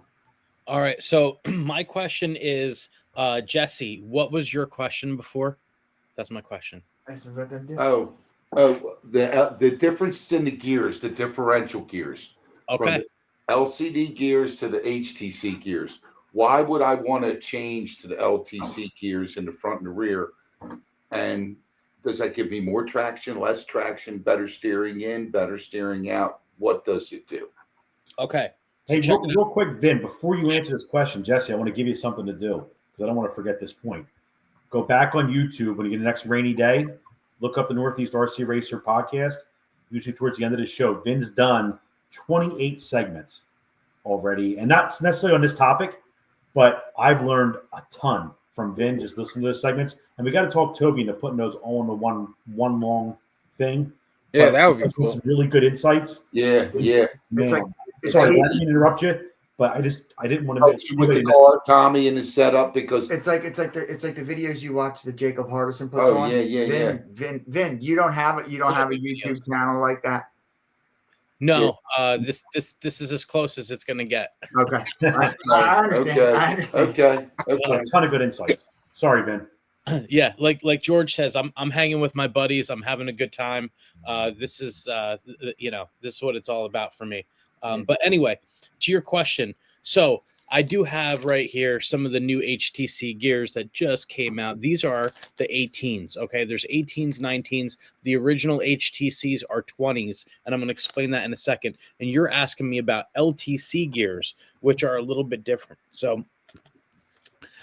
basically, here's the difference. Okay, when you have, this 20 millimeter sun gear right here, Right, the 20. and then you have these planetary gears, Right. that travel around the sun gear and all that. So the amount of mesh, so the amount that these two intersect and mesh is basically what's going to change the hydrodynamics of the diff. Okay, and so the LTCs are going to be able to be less reactive to the oil, and you're going to be running thicker oils to get the same type of reaction out of, as like an HTC, the same amount of torque out of it. So having said that, where do you need LTC? Where do you need HTC? So LTC would be more on your really bumpy track, your really low traction track. And HTC would be more on like a higher traction. Doesn't stand for higher traction, but that's basically, that higher torque effect, is going to be more crucial to have as the grip comes up. So what these new gears do is it kind of puts it in between the LTC and the HTC. Oh, okay. Now, personally, and everybody's different, there's guys and that's what I love about our team is that, we have guys that are just as fast as each other, running totally different setups, different diff setups, different sway bars, different springs, and they're making it work for them. And I find that completely amazing. And so this is something that you need to test with. Now, comparatively, the HTC, the way I look at it, the HTCs are going to lock up more under acceleration. Okay. So theoretically, like on a real car, where would you find that? Usually in the rear diff, because you want it to kind of lock and get the car to give you forward momentum. Right. Okay. You want it to propel. So coming out of the corner, you're on the rear, right? So, I always, even when the 4.1 went to LTCs, the boys and we tested and we were like, nope. And we went right back to, it wasn't even like it was like, they pulled off the track. I remember Dylan be like, nope, absolutely not. Take them out. And I was like, try a different oil. No, just put my old diffs back in. Did not like them at all. Some people do, and it does create a little bit more grip, and it does allow the car to roll a little bit more as well, because it's not as locked up. It's able to round the corner a little better. So I actually feel like with these new diffs, what I'd like to test is leaving the original 20 HTCs in the rear. Okay. And in our cars, if you're running the associated car, you want to be somewhere between 4 and 7K with the original HTC 20 millimeter. Okay. And then I would like to try, and I just talked about this with my team. I'd like to test with 19 millimeters or 18 millimeters in the center, and then 19 millimeters up front. And basically what that is the size of this sun gear. So when you just cut down the sun gear from 20, this is 20, imagine it being a little smaller, 19 or 18. Right. There's going to be less interaction with your planetary gear. So there's going to be less hydrodynamics involved. It's going to be more like your LTCs. It's going to free up. Bump, exactly. So it's going to allow the car to roll a little bit more, and it's going to free it up a little bit more, and it's going to be better for bumpier conditions. Okay. And bumpier still low. have the bite like the HTC, a little bit like the bite like the HTC. So they are the HTCs. They're just cut down a little bit. So you're Oh. taking that lockup effect out. So where that might be more beneficial would be your center diff, especially if it's a track with 180s. Then you want that center diff to work, you know. But like, for example, on something like a nitro buggy, I'd be a little less keen because that center diff gets hot. And at the end of Yeah, say right. an A-main race where it's 30, 40 minutes, you know, that thing is cooked. Yeah. So that's, you know, but you have to test this stuff. You have to see what works for you. And that's why, you know, I said, Jesse, you know, let's meet up and Tom, let's meet up at Tom's track and let's test some stuff and have a little fun together testing. Absolutely. And make a little coaching day of it. That would be awesome. Yeah, that would be. I mean, I can use all the coaching I can get. Thing about Jesse, Jesse's not afraid to try stuff. He hits me. He'll call me every day with 3 different questions. What do you think about this? What do you think about that? Me? What's my answer to you? And that's what what do it I is. say? What do I say? I'm like, I'm stopped. Why do you I'm want- stopped, and and what that's do I how say? it's No, staying. And I'm I'm like, learning I'm not how doing to that. drive You know the what I car. gotta do? What do I say I gotta do? Drive better. That's it. Drive better. Because But the changes, like, let me ask you something. this is Vin, where we're going to argue at. like I was saying to him, the HTCs, the LTCs. I said to him earlier, I said, that adjustment, that change, that's for somebody that's looking for a 10. It's not going to give you half a lap. Yeah. Kind of thing. I mean, I've never made a change on a car to where I'm like, it's a completely different car. I hear guys say it, and I'm like, I'll go from one extreme to the other. When I built the car originally, it was 35, 30 weight oil. If I told you where I'm at weight oil now, you go, what? And the car drives the same. I'm sorry. That's just how I feel. I mean, but with we're my gonna do some testing, Tom. huh? We're gonna do some testing. I mean, I'm up quite a bit on fluid. If you ask me, anybody says they're like, you're wearing. I'm like, What pistons are you running? Kit. Okay. 4.1, 4.1, and I'm 50 in the front, 47 and a half in the rear. You know, I believe it. How's that feel? Is it good? The car is beautiful. I put pink springs on the back of my car, and at Tom's track late in the day, my car was hooked up. Yeah. It traction rolled one time. All right. Wow. Good to know. I mean, it's like, so that's the thing about Jesse. He'll call me like I'm gonna go to LTC or my HTC in the rear for better bite, but I'm keeping the L's in the front. Yeah. You know what I mean? I just want to change that. Yeah. Because Tommy threw a setup sheet out there I was looking at. And Jesse, and he says, if you argue with me for a long period of time, then I'll maybe. I throw stuff off of him and he throws it back at me. And if he has a legitimate quo pro, an argument, then I'll buy his argument. But if I still am not satisfied, I'll go to one of the days off and practice, and I'll try it myself. Yeah. I'll set up 2 or 3 diffs, one with different gear fluid, one with LTCs, one with HTCs, and what is it? 4 screws popping out, trippity pap, you're done. That's all. It's no big deal. You know what I mean? Well, listen, let me ask you about that, because that's actually what I was going to talk about in my segment tonight. So why don't we just cover it right now? So I'm going to give you guys a pro diff setup coming right from Spencer Rifkin. Okay. But wait, I don't drive like Spencer Rifkin. So I mean, you got to put the crash aspect back into it. But go ahead. Okay. Well, listen, this is going to help you out. Okay. This is going to help. So basically, Spencer Rifkin, he does his lives on Facebook, usually about once a month. And on this last one, I asked him a question about, how he shims his diffs and with what size diff cups. So this was basically what the procedure that he told us. And I thought it was absolutely awesome. And I actually spoke to him today and I told him I was going to share it with everyone. And his exact words were, "Have at it, boss." So here it is. So basically, first thing you do, you're going to take your diff, you're going to take it apart. You're going to clean it out. You're going to take all the pieces out there. You're going to take the little pins out. Okay. Once you get those pins out, then you get down to your out drives. Okay. You're going to clean these off. Okay. And what I like to do is I like to use this Maxima grease. I use the same grease every time. What I like about this is not only is it waterproof, Okay, but it's a low friction, high temperature grease. Okay, so that means that even after you've got this you've got this thing cooking in there, this grease is still going to work. All right. So what you do from there, you reassemble it, you use that Maxima grease. What I like to do is we talked about planetary gears and all that. So I like to just check these planetary gears, and I'll just take my calipers and I will just check the width real quick, and I'll make sure that they're all in spec. Okay. And for these, usually about 5.3, 5.4 millimeters. And I just make sure that those are all in spec.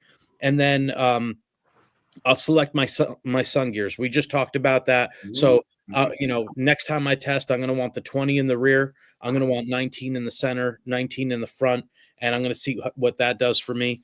I'm probably going to go up in my diff oils a little bit, given the fact that I'm going to be going down on the sun gear size.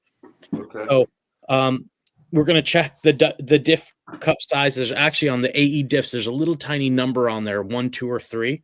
Okay. And depending on which one I pick, and, usually 3 gives me just the right amount of mesh. 3 I'll use, and then I'll decide whether I want to shim it or not, depending on how it feels. And how do you know if you're doing it right? Well, this is what Spencer does. So he cleans it, he sets it up, he puts it all back together, but he doesn't put oil in it. Okay. Before he puts oil in it, he's got fresh bearings in it, fresh grease in it. And he puts it together with 2 screws. Okay. And then what he does is he uses his, and I've showed you guys before, but he uses his diff checker, which you plug in. Now, remember, it's got like a USB to it. So whatever power source you plug it into, it's going to be a little different than, let's say, Tom's power source or, Jesse's power source. So you're going to have to kind of check this for yourself. But when I did it, I found that when I shimmed the gears just right, they didn't feel notchy. It felt nice and smooth. I was usually somewhere between 110, 120 on the diff checker. There was one of them I did, and I was in the 150s, no oil in it, freshly rebuilt. So what I did was I took it apart, and I actually took the plastic cup, I threw it out, and I replaced it with a new one. Problem solved. I also had another one that I did that with, and it kind of felt notchy. So what I did was I actually ended up, because I was checking it and because I knew that there was more friction. Okay. The diff checker was showing me close to 150. I added a paper gasket on top of my regular gasket, and I was able to shim it just a little bit. So I got the right amount of mesh, and that came right down to 115. And I knew that diff was ready for oil. So once you have that, assemble it with the oil, and then put all 4 screws back in it. And then once you have that final reading, what I like to do is I'll just write it with a Sharpie right on the side there. Okay. Yep. That's what I did. Yep. Well, that's what I do for the weight. Make sure I know what kind of weight oil I have in my diff, Right. So this is 10, and then right next to it on the next bar, I'll put the torque setting. Oh, okay. And then you can even pull it out, and you can check it, let's say during quals, and say, has this diff degraded? Put it back in the checker, like put the checker on it, check it real quick, clean it off, make sure it's good to go. Okay, you know what? The front diff is fine, but the rear diff is cooked. There's nothing left there. Let me swap it out. So it's measuring drag then? Correct. Yeah. Okay, and the lower the number, the less drag. Right. Correct. So when you go from dry to fluid, do you see the numbers go up? Significant? Yeah. Okay. So like dry, I'll be, let's say, right around, like, ideally 115. Right. Okay. On my power source and my diff checker, because they're all a little different. Right. I'll be around 115. And then when I put oil in, like if it's like 7K for the rear, I'll be somewhere in the 3s. But if it's like 10K or higher or somewhere around there for the front, right. I'll be in the low 4s. Right. Okay. Ideally. And if you stay with your power supply and everything like that, your numbers stay true. So your gauge is readable. You know the difference. Exactly. So let me ask you if you tried this before, because I'm terrible on diff maintenance on my cars, because my diffs feel really nice. But as a diff is run, does it break down and get Will.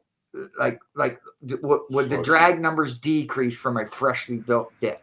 Tom, let me ask you this. Tom, you're a motor guy. Does viscosity change of oil over time?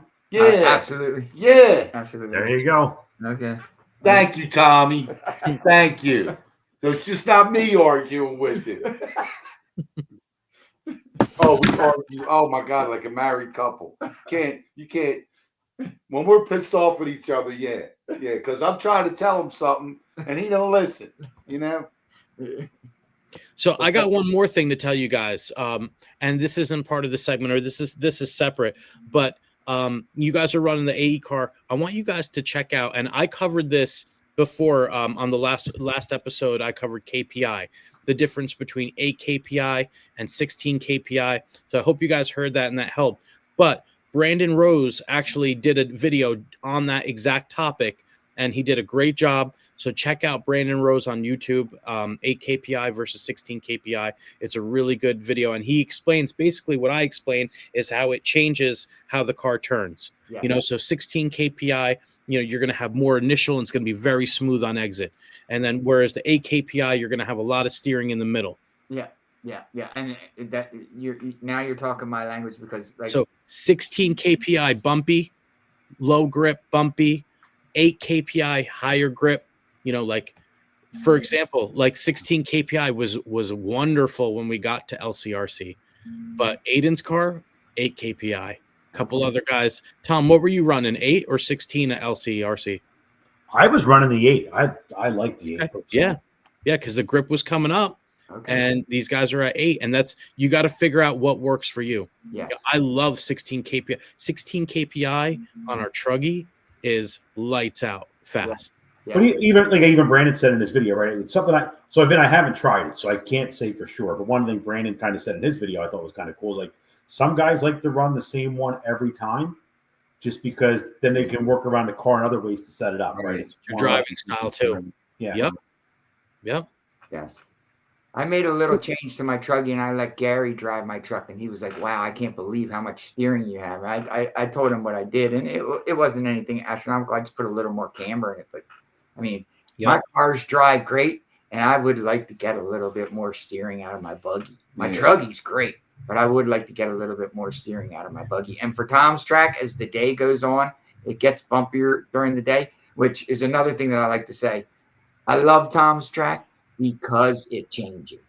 It makes you have to your lines change. You know what I mean? You see guys using the outside and when they were all down there on the inside because there's a bump down in there now. I love it. Like motocross. That's like it's off-road. Yes, it's off-road. Off-road. You come around for the next lap and that rup's gone. You're like, what happened? Well, the track's changing, so you have to change with it. Yeah, you got to go with it. Yeah. So I'm interested. I want it to be smooth, and I watched Silver State and I watched DNC and say, stop overthinking it. It's off-road racing. Full brawl, right? You had to move out of it. You had to get out of the cushion. Same thing like motocross. You get out of the choppy line. I told Jim that when I was there in the morning, and I said the same thing. I said, I love it here. I said, because the track changes and it makes your driving style have to change also. Yeah. I mean, so Vin, I'm looking forward to that. That's going to be good, but I'm going to be bending your ear. I hope you can deal with me. Yeah, absolutely, buddy. I'm looking forward to it as well. Okay, good. Look, you just offer something and he's ready to change. I got to put it on my car and then let him drive it so he can see how much better it is. And that's another thing. He's got his cars turned down a little bit. I like my tires on fire from the bottom of the throttle. Yeah, I'll take Jesse's car and it'll feel lazy to me, but I'll go faster with it. So it's like, well, why did you make the change? I don't know. It was like when I was racing BMX, the whole idea was to stay on the track and keep the tires down. I'm trying to do the triple every lap. They're like, you're wasting all that time. Yeah. I'm a hard head. I don't know what to say. Nah. It's all right. You're enthusiastic for what's going on. We got to hit up our sponsors. We got to roll through the rest of the show. We love hearing from you guys, but sometimes people tune us out after an hour and a half. So we're trying to nip it in the bud. So we're going to take it off to EB Mods right now.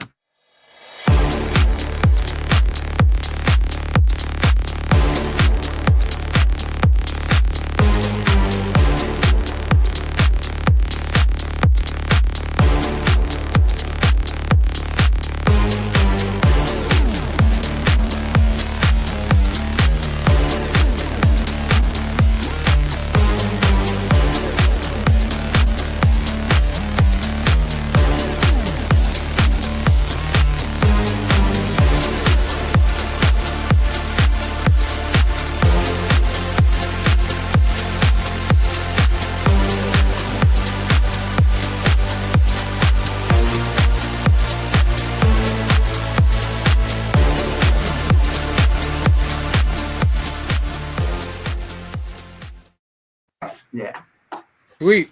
EB Mods, one of our great sponsors, first sponsor of our show. Thank you very much, Ed.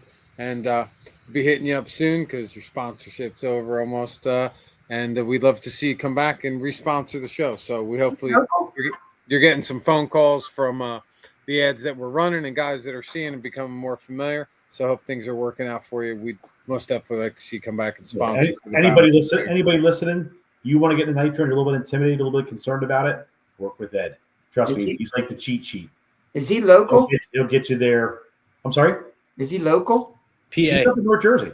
Oh, okay. He's not. Good dude. Really? Okay. Pennsylvania, sorry. Yeah, Pennsylvania, yeah. All good. Yeah, if you want to hit him up, Ed will definitely help you out. He's at most of the major races anyway. And if you buy one of his engines, it's like having your own personal mechanic in the pits.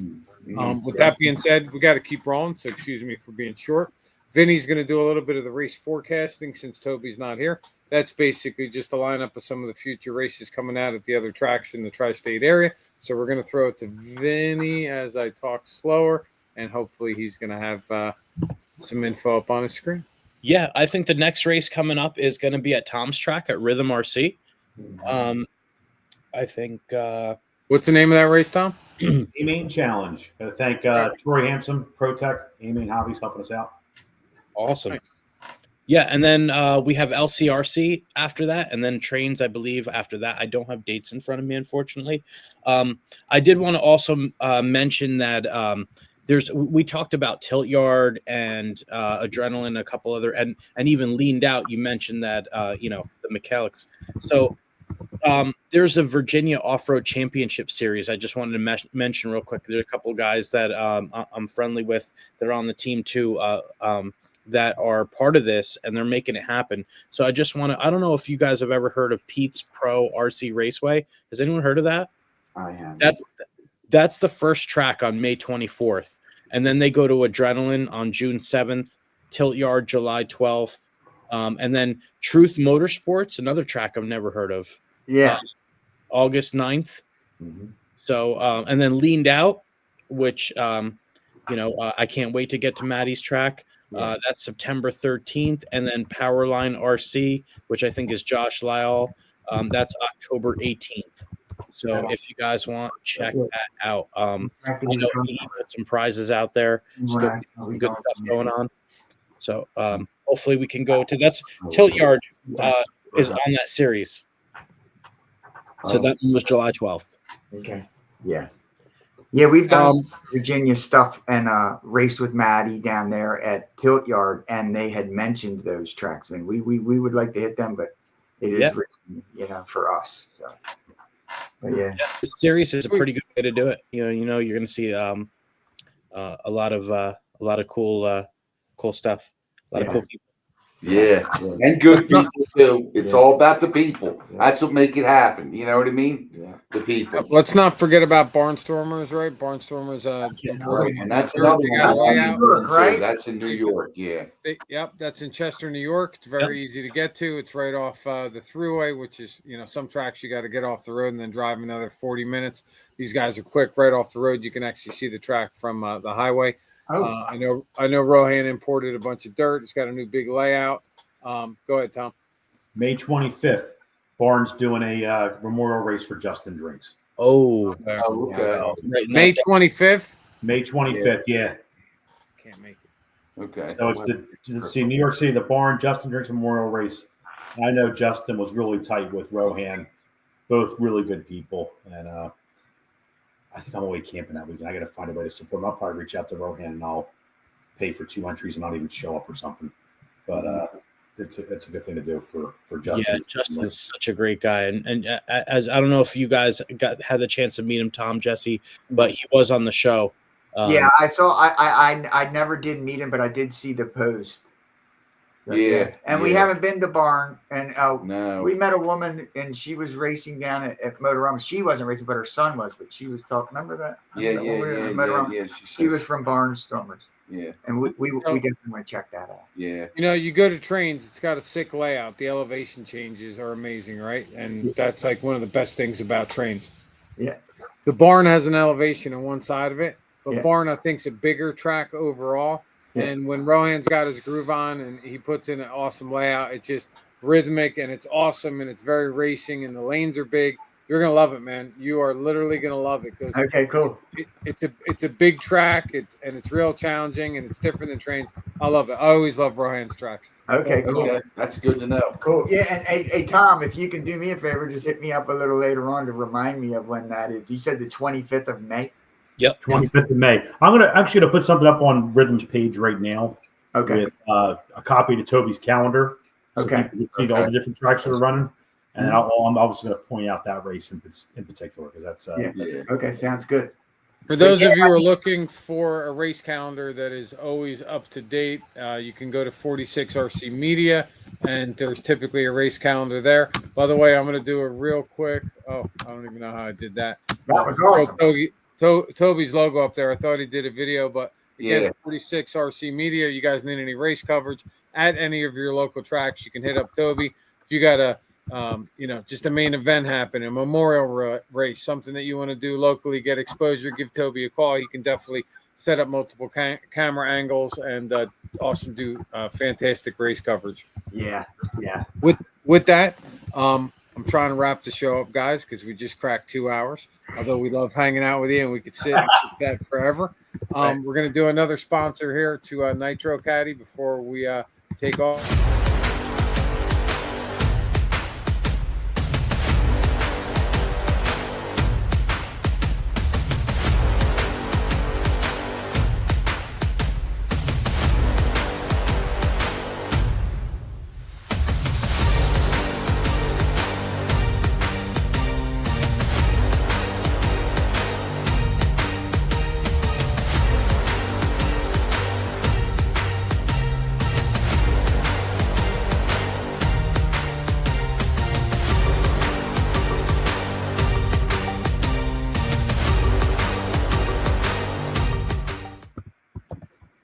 So you can hook a strap to it. Awesome to Nitro Caddy. Thanks once again for sponsoring the podcast. The luckiest man in RC, Dennis Brew. He wins all the raffles and all the door prizes. We really appreciate it. Tom's trying to take over the I'm sorry. balance of the show and keep it I rolling. could go all night long, brother. Settle in, cowboy. Settle in. well, we thought it would be Jesse what we had to keep in line. Just want to say thanks to Tom McHugh and Jesse Goodyear for coming on the show. We like to cover, all different racers, different aspects and topics. These guys are important for not only the fact that they're racers, but they're an older group of gentlemen coming out and sticking it to the young kids when they can, showing them what it's like to be a racer through multiple generations, having the love for racing, coming back at a later stage in their life, finding stuff that is awesome about not only racing, but engaging with all the different age groups. That's what it's about. RC racing is about developing friendships, relationships, going racing, getting adrenalized, waking up out of your weekday coma and having a great time. So thanks so much, guys, for coming out. Jesse, same to you, man. Thank you for being part of the podcast, wearing that awesome hat that you do. Oh, we're good products, man. You know what I mean? What can I say? You guys are episode number 29. Episode number 30, we are going to do live, and we're going to put some posts out there to make sure there's plenty of advance notice, typically about a month from when this one's released. The topic on that show is actually going to be what makes the difference between a racer that always wins or wins a majority of time or finishes in the top 3 versus a guy who just can't put things together. And what I call that is racer anxiety, right? So in some cases, guys can be up on the driver's stand and just literally have nerves of steel, not be influenced by any pressure, whether it's from other racers or themselves. What makes that difference? So we're going to get into that next episode. We're going to interview, I think, about 10 different racers from the top all the way to the bottom. And when I say that bottom, just meaning entry-level guys all the way to pros. We're going to ask everybody the same question, see what their response is. We're going to encapsulate it into the next podcast, and then we're going to talk to everybody about that. And with that being live, everybody can kind of message the board, and Tom and Vinny and Toby are going to be reading the responses, and myself, and we're going to have a little conversation about it, of what makes a guy's hand go like that and another guy's hand just go like that, and the difference between really taking advantage of your racecraft, so to speak. So I'm really excited for that episode because I think in some cases the nerves affect everybody at some point. The question is whether or not you can throw that saddle right around the nerves and not let it control you, but you control the nerves.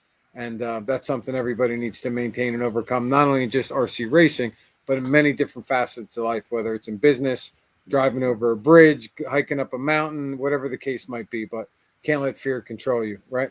That's the key.